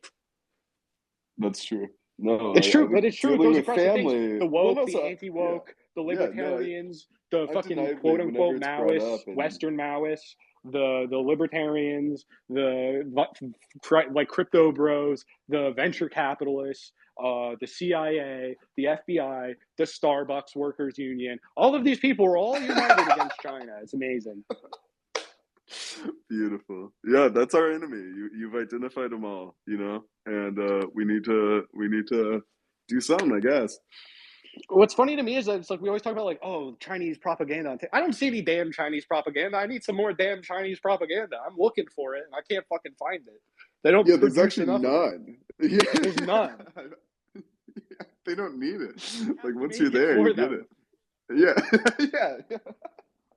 But that's your role. Maybe you're the propagandizer. You're the great constructivist leader of our time. China To shill. Ooh, I'm a China yeah. shill on the free speech platform. I gotta be. No, I I'm should put in saying a what camp. you could do I for should be put in EA a is the camp. same that you could put in for China. You should. No, I mean that's what Michael Hudson kind of does. Like, I mean, ever like the Yeah, people who are like serious about this shit have already sort of like kind of entered an internal exile. Like Michael Hudson has no fucks given at this point. He's like, this is yeah, it's like he's like, there's nothing to be done. Like he's like, I'm just teaching in China. Like fuck it, like yeah. that's honestly like what else? Like I don't know. I'm not. What are you I what are don't you know, gonna but I've do? I've always looked at that as like a monastic kind of suicide, right? Where, in a point, it's a betrayal of acceptance towards a power, right? And I'm This is not what the saying Jews did when Cyrus was around, man. Like it's like a I guess you're revolutionary right. It's just defeatism is migration. the correct position to have when your elites are traitors. When No, you're you're right. ruled I by a absolutely, treacherous absolutely. people, then you want to be Like I'm straight up like, yes, please, Xi Jinping, liberate America from our dominance of like finance, Yeah, please, dear I Lord, watch Red Dawn get the every landlords morning off our neck. praying. Yeah, Yeah, man. Oh yeah, man. yeah. But like they don't even have any interest in doing that, is a thing, right? Like they No, have they no don't. I interest don't in think they doing that. care because I don't think they really like have any. Yeah, it's a Because we're total not going to be disrespect. swayed. Because we're not going to be Yeah, swayed. They already swayed the rest of the world. Like all of the yeah, countries we don't give a fuck about. Like they're the majority trade partner across the entire fucking world now. That's only accelerating. It's like they don't need to sway our public opinion because we don't. Like yeah. I we're the think their fucking our view is that enemy. we don't matter in a very short amount of time. Like, and that No, we like will they be know this. left Like into our own devices. Why waste Wang money and Huning is like people? America is just dead. Like Wang Huning, like if you read Wang Huning, like he who studied in Interesting. America, he like went around America when he wrote America Against America, And he's just like, this is like, we're trying to precisely avoid what America did to itself. Like, that is what China Yeah, is doing. They're I think self-consciously it's avoiding purely everything we yeah. did as a mistake. Like, and we're trying to we're trying to play them like they're the fucking Soviet Union. It's so stupid. It's so funny, like how dumb It's everyone in insane Washington though. is. Yeah, no, because it's like they don't see that they see them as a weird animal or something like that. They don't seem They're to comprehend aliens. that this They're is aliens. yeah, They're yeah, an yeah. alien species. Like, they're It's not like humans. Like the same absolutely thing with Russians, though. Same thing with Russians. Same yeah. thing with Iranians. And I think more so, like, I don't know, like we'll see, but it's going to be more and more like acceptable, like socially acceptable, where it's like, well, we can be anti-Muslim as long as we're also, because we're also anti-Christian. We're just against religion in general. We think it's Yeah. oppressive. Like this That's girl was totally like, I where was the saying, like, wokeness is going to fold over into is really just a Catholic rage against racist countries claims, I that are guess. satisfied with their Yeah, governments. yeah, Actually, that's what the truth of the thing is that there's like a lot of these regimes, like China, Russia, Iran, etc., Saudi Arabia, even, they're actually yeah. very, like, they actually do have what you would call like the mandate of heaven. The people there actually do approve of and the rules that they have. Like, they're good with it. They're content with their style of Yes. government. We No, aren't. totally. No, I don't think anybody is. But we live in our lives and we live in our prey towards a We pretend national that like this is sustenance. satisfying to us, that it's satisfying Yeah. to us to always be in a state of dissidence with like the environment, to like be constantly like the friction of all of like this processing is good because it makes us tough or something. Yeah. It's like the New Yorker attitude where it's like, oh, I like that it's a fucking shithole and everyone is miserable here because Yeah, it makes that's me insane to tough. me. Yeah, yeah. Or LA is equally full of like lost souls.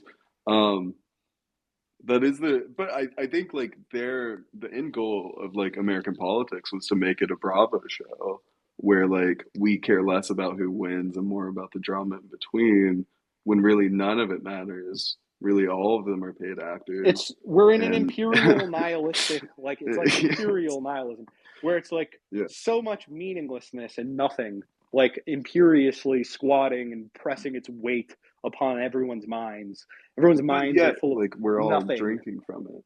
Or most Yeah, are, right? everyone's Like the like majority still drunk. drinks. Yeah. Everyone's in a drunk stupor on meaningless nonsense Yeah. Forever and lies frustrating. and fabrications and just toys. Like, I thought that was Yeah. a very telling chart. Someone posted that the other day. Whereas like the change in like the cost of things. It's like in America, it's like rent skyrocketing, healthcare costs skyrocketing, all of the things that like cost the most of your money in your whole life cost a lot. But Mhm. toys, video games, TVs, oh man, the price for these has gone down. So now everyone can have a nice little 4K monitor to fucking Yeah. melt their brains with fucking Drown Marvel movies, themselves. just drown in Yeah. absolute pablum and nonsense. And No, I mean, one it's of our the biggest goal. growing industries is gambling, the gaming industry, Really the interesting. game. Yes, well, Is there's that like casinos opening iPhone everywhere, moms? internet Is that casinos, yeah, like those games, like these like a huge part of our economy now is wrapped up in the purchase yeah. of, like, Marx would probably like not even like he'd probably have an aneurysm to realize that in our time we actually have like real fictitious capital, you could say, almost like real fictitious capital. Like, there's literally like these like sub Yes. economies of what are effectively like lottery tickets. Like, lottery tickets are like those tickets you get at an arcade game. Like, these oh, I gotta be plugged into I my can redeem my lifestyle raffle service. for a rubber And glove. it's like people are so lost for meaning that the biggest pastime is being plugged into an RPG level progression system on an internet surveillance suite of like a gaming experience, because it at least tells you that you're making progress in your Yeah. life. You can accumulate fictitious capital in Elden Ring because you cannot in reality. Do you think like this happened in Japan quicker than here for a reason? Like the pure digitization or like kind of how they like RPGs, this kind of notion then approaches the They're mainstream better of like off than we total. are. I think they are because their media is kind of better, like generally. And have a there's also society a still. lot more independent industry. This is what Kajev was talking about. Kajev talks about the Yeah. Japanese as having already been post-historical, right? So they were ahead of Yes, us yeah. by the time that we were getting there, because they already were capable of holding together their society based entirely off of this type of nihilism, right? Like Zen Buddhism is fundamentally nihilistic. Like it is fundamentally about the essence of life being your impermanent performance of a fleeting form.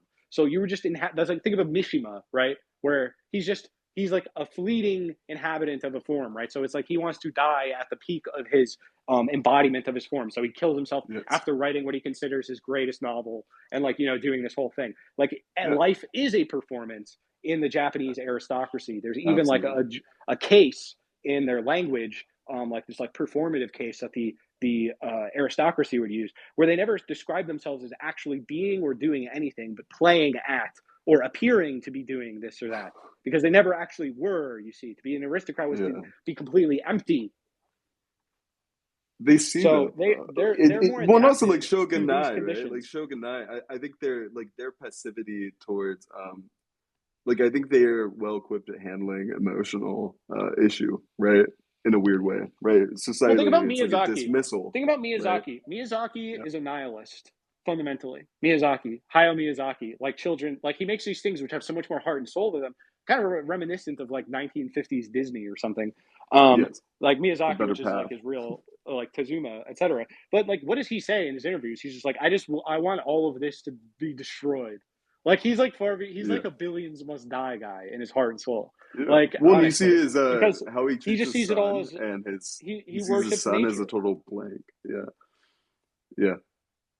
No, but But that's like the ultimate he's like still a great craftsman artist. state too, I think though. Like the ultimate state as an artist is to create and die. Like let it I don't know, that kind of dismissal of property I think is like interesting. No, it is. No, I think it's Yeah. interesting. I'm just saying that like fundamentally, like they're adapted to these conditions where like you premise yourself as Yeah. existing in this sort of like Well, and all the fleeting ANPO stuff emptiness. and like, you know, mass student suicide protest, you live as an icon or you live in a notion. But what's funny That's how about like it is well, it's like it's think about the salary man, right? Where it's like we have that yeah, now in America, like the same like type of like corporate culture, but yeah, we are like constantly have like a friction again rubbing up against it, right? Everyone's talking about their HR, et cetera, and like this type of surveillance. But in Japan, it's actually much more brutal. But in other ways, it's a lot less psychologically manipulative, because it's all just about like performance. Like yeah, it's they're super more like direct. it's super direct, where it's literally just like Yeah, if you aren't performing, you're not pulling your weight in the corporation, then like you're bringing shame to the corporation, etc. Like it's purely like it's like a samurai bushido salaryman totally. But notion, that's kind and of it's like we I don't think even have that's how that sense. school should operate too, though. Like I think I work better under that kind of headspace. Like if I'm working for It's somebody honestly or like better. learning something, it makes It's my honestly drive better higher, for right? people. Well, it's Yeah, better for people to just it's better for things to just be like open, instead of like we have this like psychological manipulation, instead of just like being truthful. But like the truth hurts, the truth hurts, where it's like actually like yeah, you're not pulling your weight here, so you have to go. Like, and I'm yeah, not the one making the rules, but this is just how things are, yeah, And it's like, well, we kind of, because we're more Christian in that sense, we recognize like maybe that's not how things ought to be. So like maybe we should be all be trying to make things better. But then that turns yeah. in itself can become like in this like secular form. We have this like corporate Christianity or whatever, this corporate Unitarianism, where it's like happy holidays, etc. And there's not Yes. a collective society. There's like a collective. We No. hold open a gap for No, there's whatever, no like society. There's no American society, I don't think. well, the Americans. This is it. This is it. It's we replaced our society with forums, internet forums. That's true. No, yeah, but then is that American in a sense, or are we just It's a all like, server. Everyone's hanging out on a yeah, server, right? Like where it's like, oh, like you're like, oh, we're gonna hang out. Yeah, I'll be on the server later, and like we're gonna sure, be hang out on the server. This is a server. We're hanging out on a server right now. Like that's American society. It's virtual. It's all. It's all this. This is it. We got rid of anything else. yeah, and they made it impossible to do And like if you otherwise. want to actually, and the thing is that everything else now is just an appendage that's recreated from this internet and then put back onto the world. Like we live in Yeah, clone, like the Borgesian clone, where it's like we create this like world on the internet, which is entirely our own creation. So it's more knowable to us than like what actually exists, right? Because it's like we yeah, made the internet. so we can understand it. We made the internet discourse, so we can live in the discourse and understand it. But it's like what actually is out there, like what's actually real, is not just what's on the internet, right? The internet is just contained as a subset of reality, whereas we have this delusion that it's become that it is reality, and like we're remolding reality to be more like the internet. Yeah, every social experience now feels like you're trying to mimic what you can create online, or at least the rhetoric or the, I don't know, socially here for me, Yeah, the it early feels like adopters to that. that are sort of like those kids who would talk like cartoon characters or whatever, Yes, growing up, no, I totally been where they're like thinking about so that. absorbed. They were like No, so I've absorbed actually, and no, they could know socialized the by whole that. show. Yeah, they could No, hold, but I mean it's also like where they incredible. kind of like there's also like the weird weeb kid or whatever who would like do like highly affected responses to things, like the kid who would like slap his hand to his forehead like he'd seen on a cartoon or something to like Sure, yeah, express exasperation, just like these like kind of weird mimesis. yeah. Even the Well, I kids doing always the think, Naruto run or whatever, like this yeah, type, like people are more socialized by fandom, right? Fandoms on these forums, the discussion of this virtual society of like the spectators of this spectacle. Like we all watch this, so we have that in common, and that's our society. yeah. Well, no, the weird thing though is that I think some of that can be good in a weird way, right? Like bringing people to be more like outspoken Well, maybe or yeah, I something mean like it's that, it's and they literally like evolve that. Its past it. origins a religious thing Yeah, where it's like, what is a yeah, community? It's the people who all listen to the same stories and like tell the same story about the world that they live in to each other. So it's like we've just put that up on the market such yeah. that we don't have like a unitary narrative that we all believe ourselves to be living in. In fact, No, our narrative is one in which we talk about the control over the narrative and how we are agents within the narrative. And like, yes, like it's this like yeah, meta narrative, you could say, about our roles yeah. in the narrative. No, it is all fictional. I don't know. I've been watching the OC a lot lately because I'm a degenerate. Really, it has like a Pynchon underlaying of how the Capitol surrounds these people's lives and it makes the show function. Uh, but beyond that, I think that like there's so much recognition between like formulaic paths and show writing and also like fandom around something, right? Like the Marketing. OC. Yeah, but um more and more I feel like it's hard to see what would social life be like without these kind of brain rotters around us. You know, Well, it it's like seems too like late everybody now. is affected. Yeah, yeah. That's the thing. I Also, don't is like know. you can't just be like, oh, okay, well, we'll just undo all of that. We'll just get rid of it all. We'll just press Control Z on that. It's like Yeah. no, Well, we that's haven't why I even think it begun to matters that deal with it's it. good. I think that's why it matters that like Superman is written correctly because I think it does mean something. To some point, to Okay, but some like, initial child. the way we get that to happen is by making it a common property, so that anyone could write it, and you'd actually Yes, have like that's real my end market goal. competition over it. Yeah, Every one of those characters should be. I mean, that's not why I talked every. about copyright today, But right? I read the Mark yes, Twain thing yeah, on copyright, but like all of yeah, those yeah, copyrights dude, should have expired a long time ago. Because guess what? yeah. They're not going to the people who made up No, Superman. They're going to the corporate publisher of the yeah. IP. Who fucked over the people who made Superman Yeah, long, who long absolutely ago? fucked over Yeah, them, and like and yeah. their kids or their grandkids are Murder. probably Yeah, fucking killing themselves.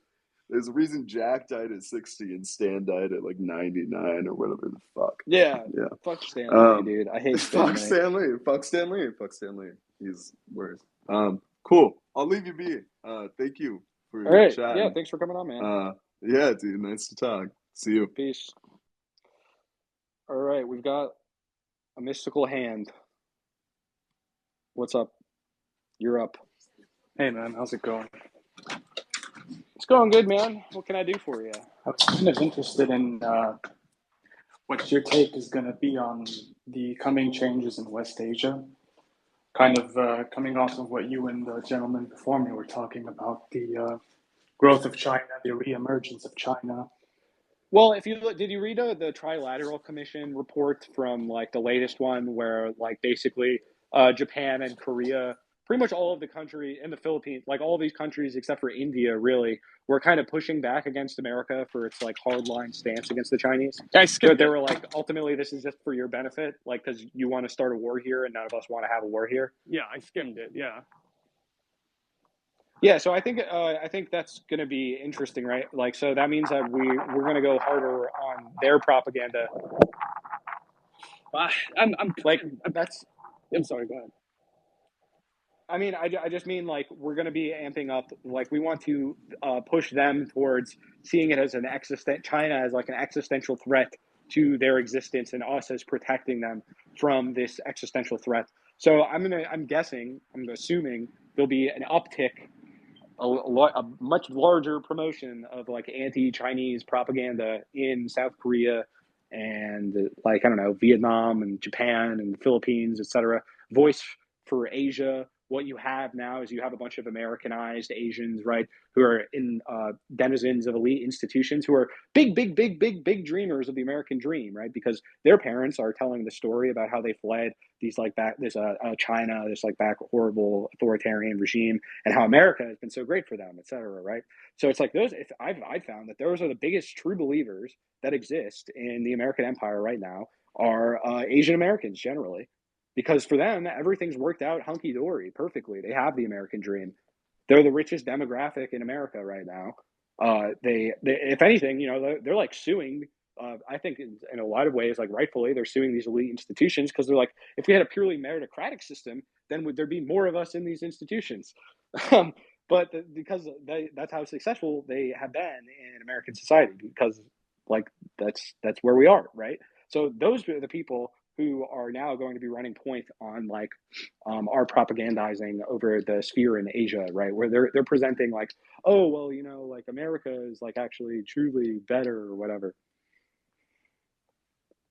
That's for sure. The diaspora is always very gross. I mean, no matter what country they're from, uh, you look at like the Iranian diaspora, and it makes you sick to your stomach. Like these people just actively advocating sanctions, war, military support against their governments just because they don't like and they want to be American, they want to be liberal, and so on. Yeah, that's why America is But like a lumpen empire, is because we accumulate all of the declassified elements from like the 20th century.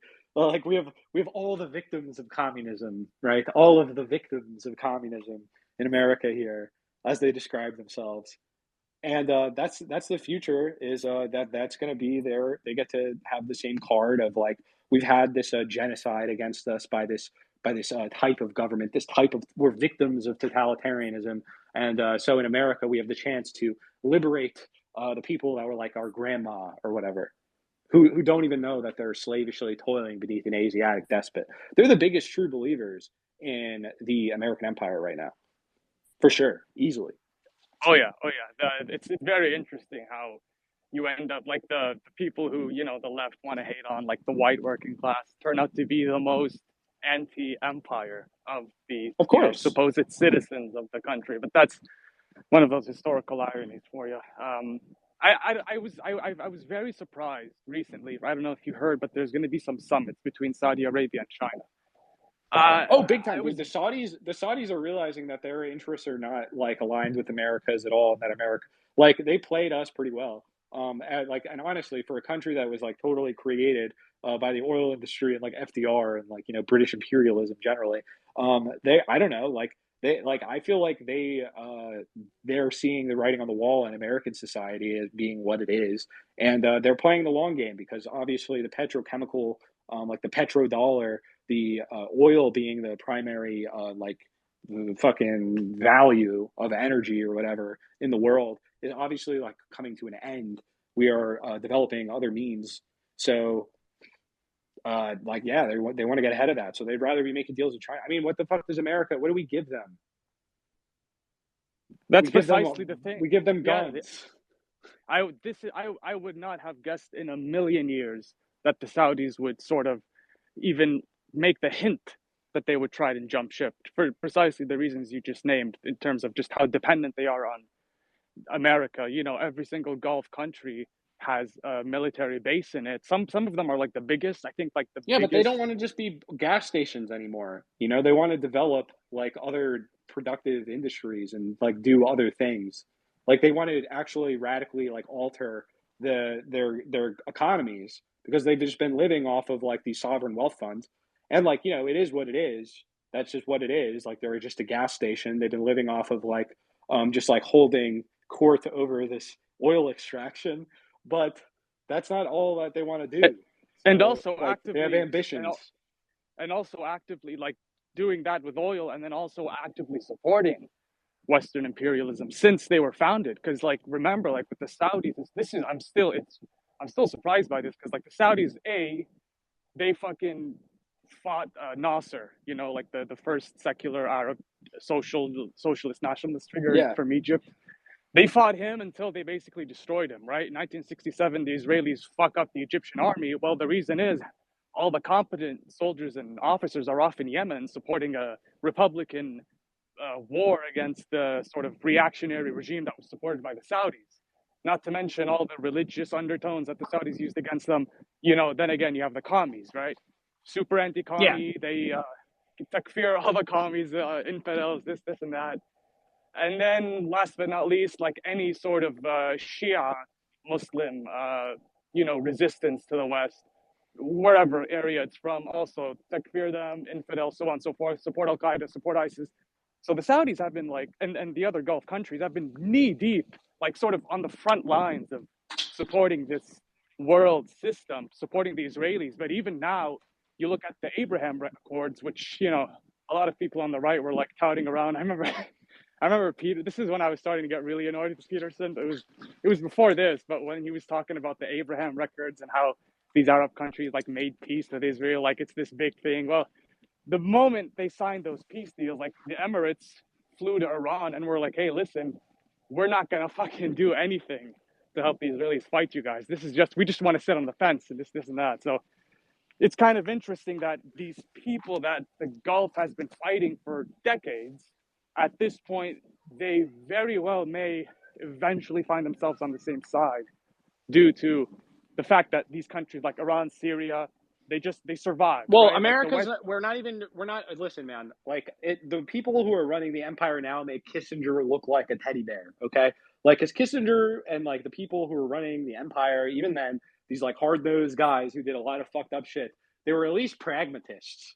You know what I'm saying? Like Yeah. they actually like understood the like, geopolitics to a degree, like the realities of things. And they were trying to make like compromises and deals. But that's not really where we're at anymore. We're in a declining empire. So like we're like like on the way out, we're like just trying to like extract as much as possible. Like even the Europeans are going to wake up to the fact of what we just did in Ukraine and how we've like completely demolished them to like just enrich ourselves. Like they're starting to see that obviously. More people are seeing that America's role is like purely extractive at this point because we don't. It's like at the time that we were creating these states, we were like, well, we need to control them because we have this massive market for like domestic manufacture of automobiles. Do we have that even? Like no, like we don't manufacture shit here anymore. It's all fine. It's all just managing of like intellectual property and extractive real estate, finance, insurance, etc. Like we're just an extractive like bank, like we're just a gangster bank on the world, and it's not even like helping these people develop in any way anymore. So, in a pure pragmatic like point of view, if you're a hegemon or sovereign of another nation and you're in deals with the United States, there's no reason why you should ever trust that they'll do anything good for you ever. Yeah. I mean, that's the change that's happening in the West Asia, and I don't know. I hope they can sort of speed up the process and get something going with the Chinese, because as it stands right now, the only countries that are making deals with them are pretty much like in West Asia. I mean, specifically, you have Iran, but that's pretty much it. Like all the others are too fucked up to be able to really try and do anything. Like Syria, for example, like, okay, the terrorist gangs have been mostly defeated, but there's still American soldiers and there's the Kurds and so on and so forth. So I don't know how much time it's going to take, but I don't know. I think the It's going to future be is a long looking time. better. Yeah. But no, I mean it's good overall. The thing is like as an American citizen, you're placed in this like fucked up position, right? Where it's like oh, these things are that are even supposed to be ostensibly good for me, right? Or it's like okay, well I guess we fucked up Europe. Like I'm not European, so I don't really give a shit that much, right? I was like oh yeah, and Putin, etc. Oh yeah, and oh we're gonna take away semiconductor manu Chinese and produce that good. Isn't that more job better? It's like Yeah, kind of, but like no, like they make it like this isn't ultimately a win. Like this is gonna just make everything worse. It's not like we're doing anything actively good for our society. So like we get just presented all this notion that we're having these collective victories over things, or that like we're all in this together. But the truth of the matter is that like the American citizenry, I think, are the ones who are like in some ways arguably the most abused by the empire, because they don't even get to recognize that like it's like their enemy. It's like we're like in Stockholm syndrome, like we're like brainwashed into this abusive relationship with our state, and then we act, but then we like defend it all the time. It's, you know what I mean? So it's Oh like you yeah, can this just tell the that's truth, and it's yeah. like, no, this is like, no, like we live in this like abusive state. People are like, yeah, well, everyone's parent. It's like if you're like, yeah, so our dad, like, he beats us, and it's like, yeah, but doesn't everyone's dad beat them? It's like, well, no, some people's dads don't beat them, and it's like, no, they're just It's lying. They impossible. always say that. At least we can be honest about it. Yeah, yeah, We all sit around and we laugh about it now. yeah. That's kind of for me. That's what like really made it obvious, because I was kind of on the fence with the whole leftism thing, being like from being Arab and then being American.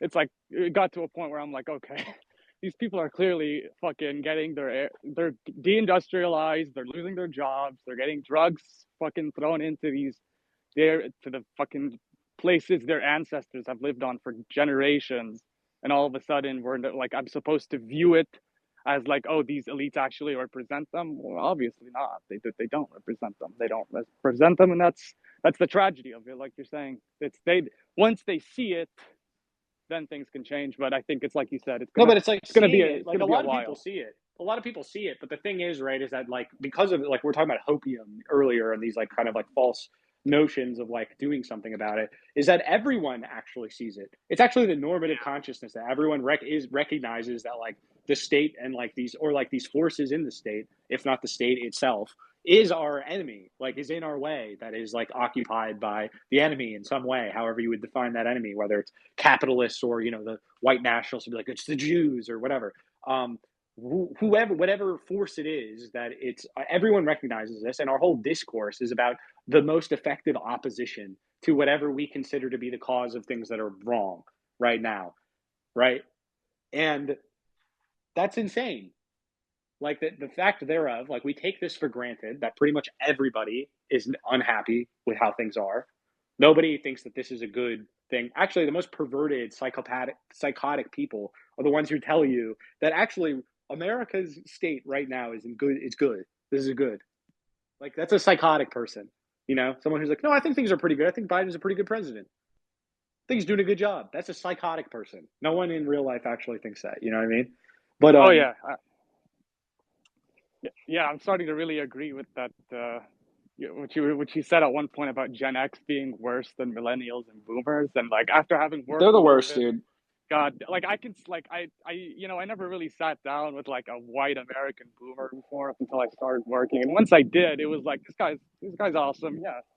Yeah, he sees things a little bit wrong, but he's a human. We're all flawed. But then you sit with the Gen Xer, and then just Pure unloading nihilism. just Pure pure just nihilism. unloading hatred of like Russians without even asking for your opinion. Like he didn't Yeah. even ask me what I thought what I thought was going on. Just like, hey, fucking Russians, Chinese, like an educated guy. That's the crazy part. And it's like, God damn, you're not ready yet. We're not ready yet. It's gonna take time. A long time, man. It's gonna take a long time. That's more like No, I'm sorry. I used to feel very impatient about all of this, right? And I'm like, we have to. I have to do. I have to tell people. You have to do something because, but like, yeah, fuck, like like, and like I remember like when I was like World War III is gonna happen over Syria. Like I was like, holy shit, what the fuck, it was I close. was like, it But was close though. It was close. But it's like we've been just trying to produce World War. Like we're in it. Like it's already happening now. Like it's too exactly, late exactly. to go back. Yeah, yeah, yeah. Like we haven't We're even too. gone through it yet. It hasn't even Yeah. really started yet. Like it already has started for anyone who knows how things start. Like it starts Yeah, economically long before it it begins. probably I would say it started after World War II ended, right? I mean, just the enemy changed for 10 years. Russia was kind of just to go back. They sat on the bench for taking a breather in the '90s, but then the Middle East kind of stepped in and fucking it's been ongoing since. It doesn't have to be fucking major countries butting heads directly for it to be technically World War III. Yeah. Yeah. Well, it's like, like we're drawing like a line in the sand, like with Russia particularly, where it's like, they're like now like a pariah state or something, according to our international consensus, which is just the consensus of our empire. Yeah. Yeah. Well, God bless, brother. God bless, Thanks man. for I don't know, like, what else is there to do, though? It's like we could, like, once you see it for what it is, it's just kind of like, oh, yep, got it. Then you just live surrounded by people who don't. Yeah, just pray, fucking pray, read the holy books, and keep your head up. Yeah, I mean, what else? What else can you do? Really, it's like you're just waiting, just a lot of waiting, patiently. Patience is the virtue, right? It's we'll That's be what on always guard. gets me going, like remembering like the disciples and the companions Yeah. and all So those, yeah, exactly. and it's like just there for them. It must have been like awful, just seeing it play out in front of them, and then just we're almost in a more privileged position, I'd say, because at least they get like people like the disciples got to see Christ, the companions and the got to see the Yeah. prophet and his family and so on and so forth. We're kind of like really, I think God really does care about us. I want to say more than them. That's not. I'm not trying to quantify it, but it's not that Yeah. it.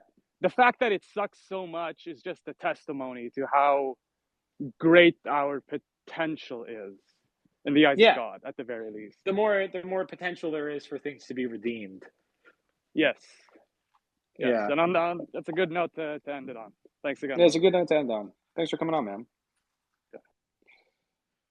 Oh man, I guess we're kind of just going all over the place topic wise, but it's all the same topic, really. It's like, what is going on? What's happening? What the fuck is going on? Same shit that it always was, really.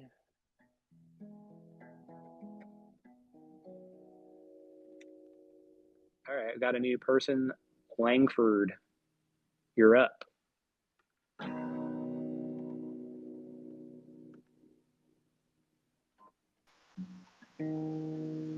What's up?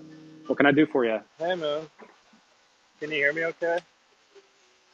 Yeah, a little bit. It's a little staticky, but I'm out in the backyard in the suburbs, so I think there's a lawnmower going. it's all right. What can I do for you? Oh, the world. What's that? I don't know.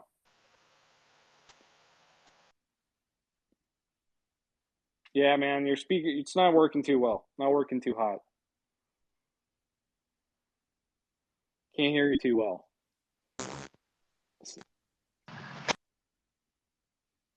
Oh, maybe?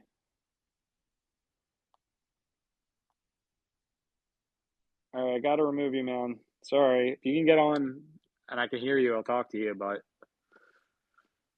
nothing doing on that.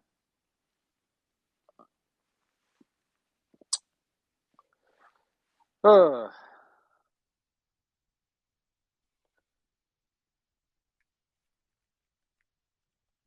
I don't know. You want to do? We'll get one more on here. Let's get someone else on here, and then we can wrap it up. It's been like almost 2 hours.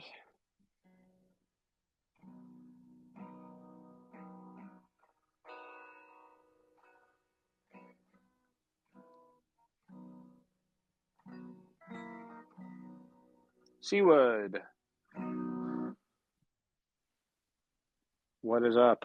What can I do for you on this frigid late November afternoon?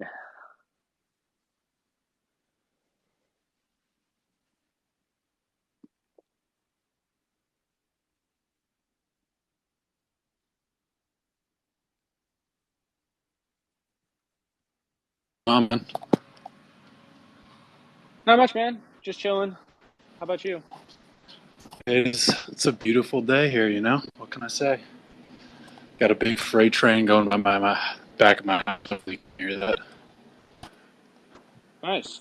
Nice, nice. So, Very pastoral. Oh no, dude, I'm in a city. It's the Midwest though, so Oh, yeah. I don't know. I was picturing like a freight train out in the prairie. Sometimes that's what I like to imagine. But on the other side of the tracks, I got the Walgreens, so Nice, nice nice. big stretch. Well, what can I do for you, man? And I don't know. I have a couple things I always think about when I listen to your spaces. Um, one thing that like, I was thinking about today, and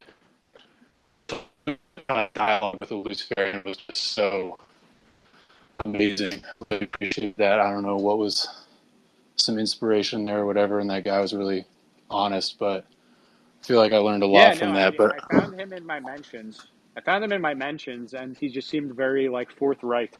So I figured it would be useful because a lot of the times having a conversation about such things is just like pure, like ad hominems, like not very good faith. But he seemed like he had good faith for a Luciferian, so I thought it would be a good dialogue. So I asked him if he would be interested, and he was like, "Yeah, I'm down." And I thought it was good. I thought that was one of my favorite ones I've done. I gotta put that out on the website eventually. I felt it was just so the fact that he was honest made it. It's like the underlying worldview for Luciferianism. You almost kind of talked about it. Is kind of what I feel like a lot of liberals, or when I think about like my own when I was younger and stuff, perspectives that I had, and just that basic materialism and that idea of progress. Like, okay, well, I don't have anything It's like not even a real faith, materialism, though. That's what's so fun. That's why I don't like when it's like people are calling it materialism because it's not even materialism. which is just like Like opposite of real idealism. materialism, because like what is matter? Like matter is like they're like it's all just energy, and eventually there's like it's just vibes, and then eventually it's just it's just being, man. It just is. Like Mm. eventually like because it's like what is matter? Then it's like whoa, man, that's like if you ask these supposed materialists, like the liberal materialists, like what is matter? Like ultimately, what they really mean by matter in an odd way is sentiments. What's real is feelings and nothing else. Like it's just like chemicals, but they'll like call it chemicals. What they really mean then is what they mean is real is just like information packets, like bits of Mm. data. So like Interesting. it's not Yeah. even a real materialism. They're kind of like idealists in the sense where they think of matter as like a type of idea. Like that the physicality is like the movement of ideas. If they think it that far through, even. Yeah, yeah. If they were to go as far like they would have to go to like ground their metaphysics or whatever. Mm. But the one thing I was thinking about during that conversation, and then also what you're talking about today, is like how to, because I am still like, I don't know, double-minded, um, and it's hard to comprehend things like eternity and like the victory of truth in eternity, and how that differs from like the sort of focus on progress, and progressives. We're gonna win in time. We're sacrificing ourselves to future generations. We're building the better world in the future. Um, like how to Well, it's like those people reconcile actually those. don't do those things. Well, it's like okay, I mean they may call themselves that, but it's like the same thing with like Christians who call themselves Christians who do the work of the Antichrist, where it's like okay, yeah, they say that they're being self-sacrificing, but they're actually not. They're actually being vampiric, and they say that they're producing a better world, but they're actually not. They're making a worse world. So I don't But know. aren't there? You I judge mean, by the there are fruits, lots right? of, Where it's like they say that. but there are lots of normal people out there who are they have faith in again that dominant worldview, which you can just characterize it however you want, but they're not trying. I think they do believe in like they don't have principles about it, but it's other than just they believe in helping other people and like doing what's right. But if they come up against someone They who want to be has, good in their yeah, conception of the good. Yeah, that's like everyone. okay, but aren't they a little bit closer to, I don't know, a more Christian way of living?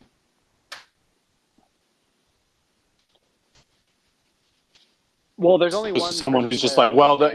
and we can kill as many people as we want because ultimately we're sacrificing it for this thing of progress or something like that. I mean, if you kind of consciously have that as your belief, then that's a little different from someone who's just following in that general ideology. Well, we saw the other day, dude. You see that guy who said, like, actually, COVID was good for China because they were overpopulated. Like, it's good that they had more people die because they have too many Sure, people. yeah. You see that this guy who like runs like a progressive website or whatever. Mm-hmm. No, yeah, that's obviously bad. So like, it actually is held like quite consciously. By some, I agree. Yeah, it's true.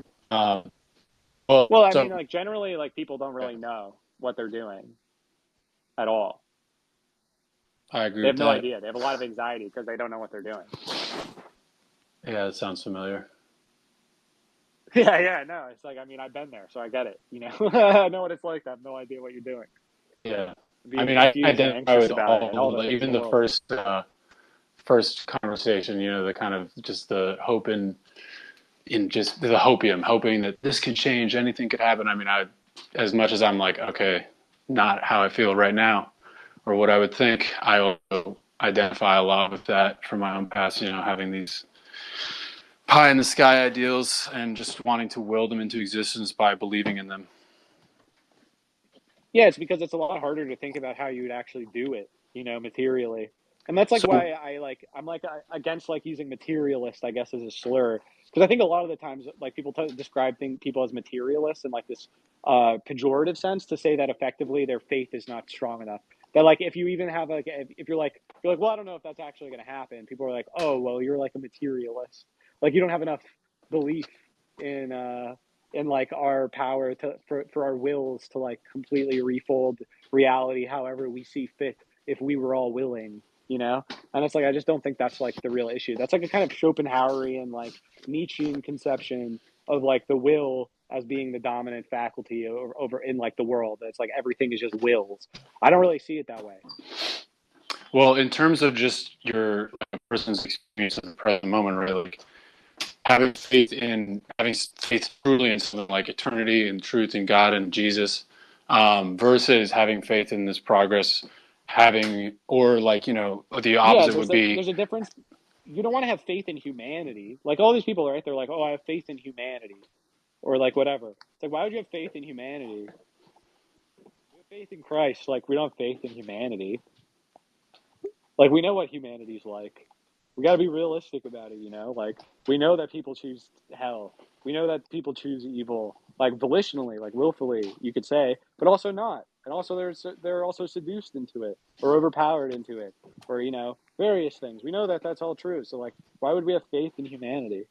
So, given your like long-term optimism, or what, you know, the longest run optimism, how does that sort of jive with the things that you feel maybe in medium range about, like, okay, China is like the future, we're going to have to go through a long period of suffering maybe in this country before anything can have the Well, possibility we're of already rising in from it. the ashes? We're already in it, but like, you know, is that cycle just going to continue where it's like, okay, China becomes I don't see it ascendant, stopping. but then, yeah, so that's where my questions about eternity come in, where I don't understand. It's like, you know, why do you have faith in like the next era, or the, you know, the area where things will, you know, the new Well, I son don't of know the heaven? hour or the day. All The right. hour or the day, man. I don't know the hour. That's the whole point. It's not like, oh, I know that I'm going to live to see this or whatever. You just know that it will happen beyond anyone's volition. So you have a different kind of, I don't know, maybe It's like so optimism. long term that it could be 12 million years from now. It Now, wouldn't of make a course, difference to me. yeah. No, I mean, but you're still comforted in the present. Yeah, because like I see the good. I see like the eventual victory of the good.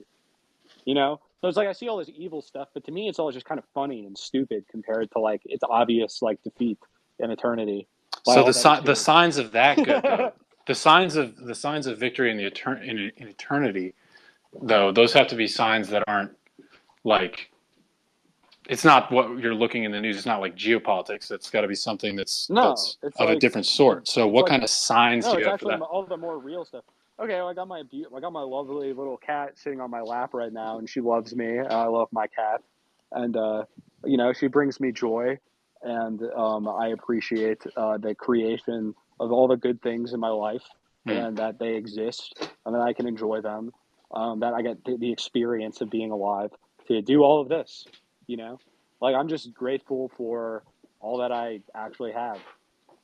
So then God is good. So then we are misplacing our like hopes, our greatest hopes when we put them in the more temporal things like, oh, Kanye West running for president or Xi Jinping, Yeah, coming to we save the. put them into like spectacular fictions instead of like seeing the good in reality itself. Like we see the good in hypothetical realities. So then why even engage with the world in that way then? If the truly good things and the true signs of of the victory of good in the present and in eternity are have nothing to do with that. Why not just be, obviously we have to be in the world, but like, Because we're in the world, because there's no, like, I mean, I could stop, but like I also like this actually is like, I think this is a good, like, I'm enjoying that I have the opportunity to talk about these things with people all the time. It brings me joy to do so. I think it helps people.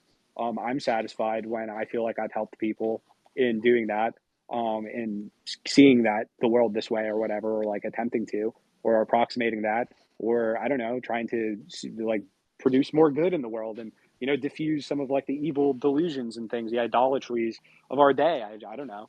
I've just always done this. Like I don't know if I was born this way or if it's a nurture thing or what it is or why, but this is just what I've always been interested in doing, and I'm just like being who I am and doing what I do, which is this. And it's that simple. amen, amen. Like, I mean, it's like, honestly, it's like, what more greater point do we really need to things? It's like, if like you want to make a big difference, like you can make a big difference all the time. You can choose to do anything you want all the time. The thing is that what we want is for things to like be like my life a movie, or like we want to be like in the spectacle. We want I to saw, I don't know, a lot of people just want to participate be in the like spectacle. secure. Like, I don't know, not a lot. Maybe there's people that are into that, the fame or something like that. Oh, I But mean, the people who are more prone to being on, let's say, this particular social media platform, especially. Most people yeah, aren't on Twitter. Most people have no fucking idea what's going on about anything, They don't even care. Like, they're not interested in even finding it out. Like, the news kind of hits them through osmosis of everything else in the culture, right? Like, for obvious reasons, yeah, but that's the because, majority of like, this people. is... Yeah. That's how it's always been, though. Mm. Why should you have real, like, it's honestly like perverse that we've forced everyone to like pretend that they have opinions on these geopolitical things if they're not actually seriously engaged with it. Where it's like, why does everyone have this opinion on the Chinese state in America and like what it does? It's all delusional, it's all fake or whatever, but why do they even have it? Why do they even have an opinion? Now it's been What is it? It instilled in doesn't them. mean anything in their... Yeah, no, exactly, but it doesn't actually mean anything in like their day-to-day life. Like, True. I mean, that's why I at think all. probably those aren't very tightly held opinions, I would imagine. Well, sometimes they Because are, just because people have pride in being a part of the consensus, and there's a lot of policing of what would be considered like ideas for dumb or foolish, evil people or I mean, whatever. that's, yeah, So there's some that's people your, like, oh, you think that I'm dumb for reading the news and believing it? Who are yeah, you to say that? yeah, that people don't like it when you. They'll be like, oh, you think you're better than me because you have a different opinion than the consensus? That's what they always accuse you of. Yeah, it's hard. I don't know. It's sometimes I don't want to talk about it, right? This stuff. But then like there's a part of me that can't help it.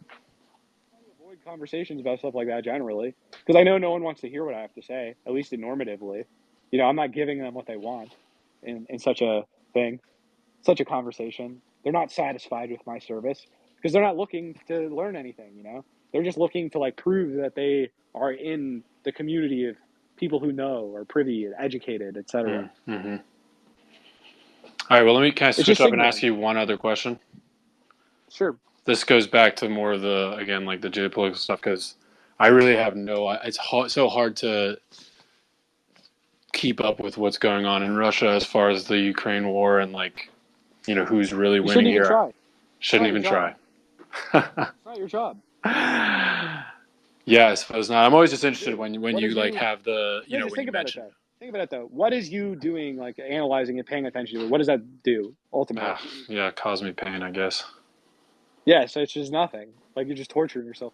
So I try to get people off of this doom porn all the time. And I'm not saying that's like a particularly bad thing. Like if you want to study and like learn about it or whatever, you should go read the fucking Rand Corp documents from like 2006 where they planned all this out. You can see like what the exact interests that were at play were, etc. It goes way far back, you know. It's like it's a subject of endless interest. But to be like, oh, I know precisely what's going on or whatever is not true. It's being decided. That's like why there's a war, because no one knows what precisely is going on.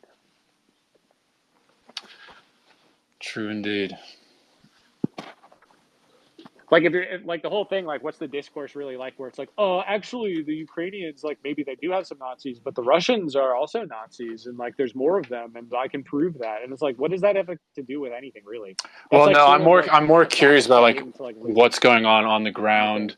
You know, who is are they really going to like mess Russia up as a result of this? How is that going to change the geopolitical No, I landscape think and we've sort already of? accomplished. No, I think it's going to be a drawdown at this point. I think we accomplished our strategic ends, which was just to blow up the Nord Stream and to, you know, trench up NATO. We have all these, like, you know, the people in NATO are now contributing more to NATO. That's even something Trump said he wanted, right? And like was So the accomplished Europeans that. haven't realized then. They haven't realized that they're getting screwed. Well, the Germans are the ones who are getting screwed the most, but the Swedes and Norwegians are doing fine. Their oil prices went up too. They're selling it today. They've got a surplus. And they're the ones who want to enter NATO. Well, they're already in it, but they're becoming more active members. Okay. And China, Iran, guys sort of like lining up alongside Russia, this idea of like a multipolar world emerging from this. Yeah, I mean, that's like an existential threat to America, which is why we're, you know, trying to make sure such a thing isn't happening, isn't possible by trying to, you know, change our relations in Asia. I just think, you know, America doesn't have the goodwill that it once had there. It's not selling, it's not offering too much anymore in ways of like goods and services, etc. So I don't know. I think that we're not going to be able to do it. I don't think we're going to be able to defend the unipolar empire. It's going to be really bad for us, but it'll be good for us in the long term because that's the only way we're going to get its boot off of our own necks. Interesting. Yeah, I mean, I suppose you're right, though. I try to live in a longer time horizon because if you're just obsessed with things as they actually are in the world today, right now, then you're just going to be miserable. I'm ready to believe that. I mean, it's just true. It's just true because shit sucks. It's like bad. If you don't think there's anything more to anything that exists than just like how things are right now, then, you know, fucking we're damned forever then because this sucks. So I think I'm trying to provide a vantage by which all of this can be reconciled while maintaining like a holistic psyche, if that makes sense, without losing your fucking mind. Oh, yeah, Because no, I I had to see do you, this for brother. myself so that I didn't lose my fucking mind, you know? Well, I'll We're continue to almost work there. on that Sometimes part. I'm on the. I tell you, no, like I understand it because I've been on the brink. You know, I know what it's like. This shit will drive you insane. It's designed to drive you insane. I don't know. You have to have a defense against it. Yeah. All right. Well, thanks so much for having me on, my man. Yeah. Well, thanks for coming on, man. Good talking to you. You satisfied with your service? No doubt. Beautiful. All right. Well, with that, I think I'm going to be done on the space today. I don't really know. Was this good or not? I didn't really keep a consistent theme or whatever, but I kind of just like letting you guys tell me what to talk about because I could just ramble about anything, really. I don't know. I was rambling about like different design philosophies and virtual novels. I could talk about that. I could talk about anything. So, but until next time, because I'm tired of talking. So have a good day, everyone.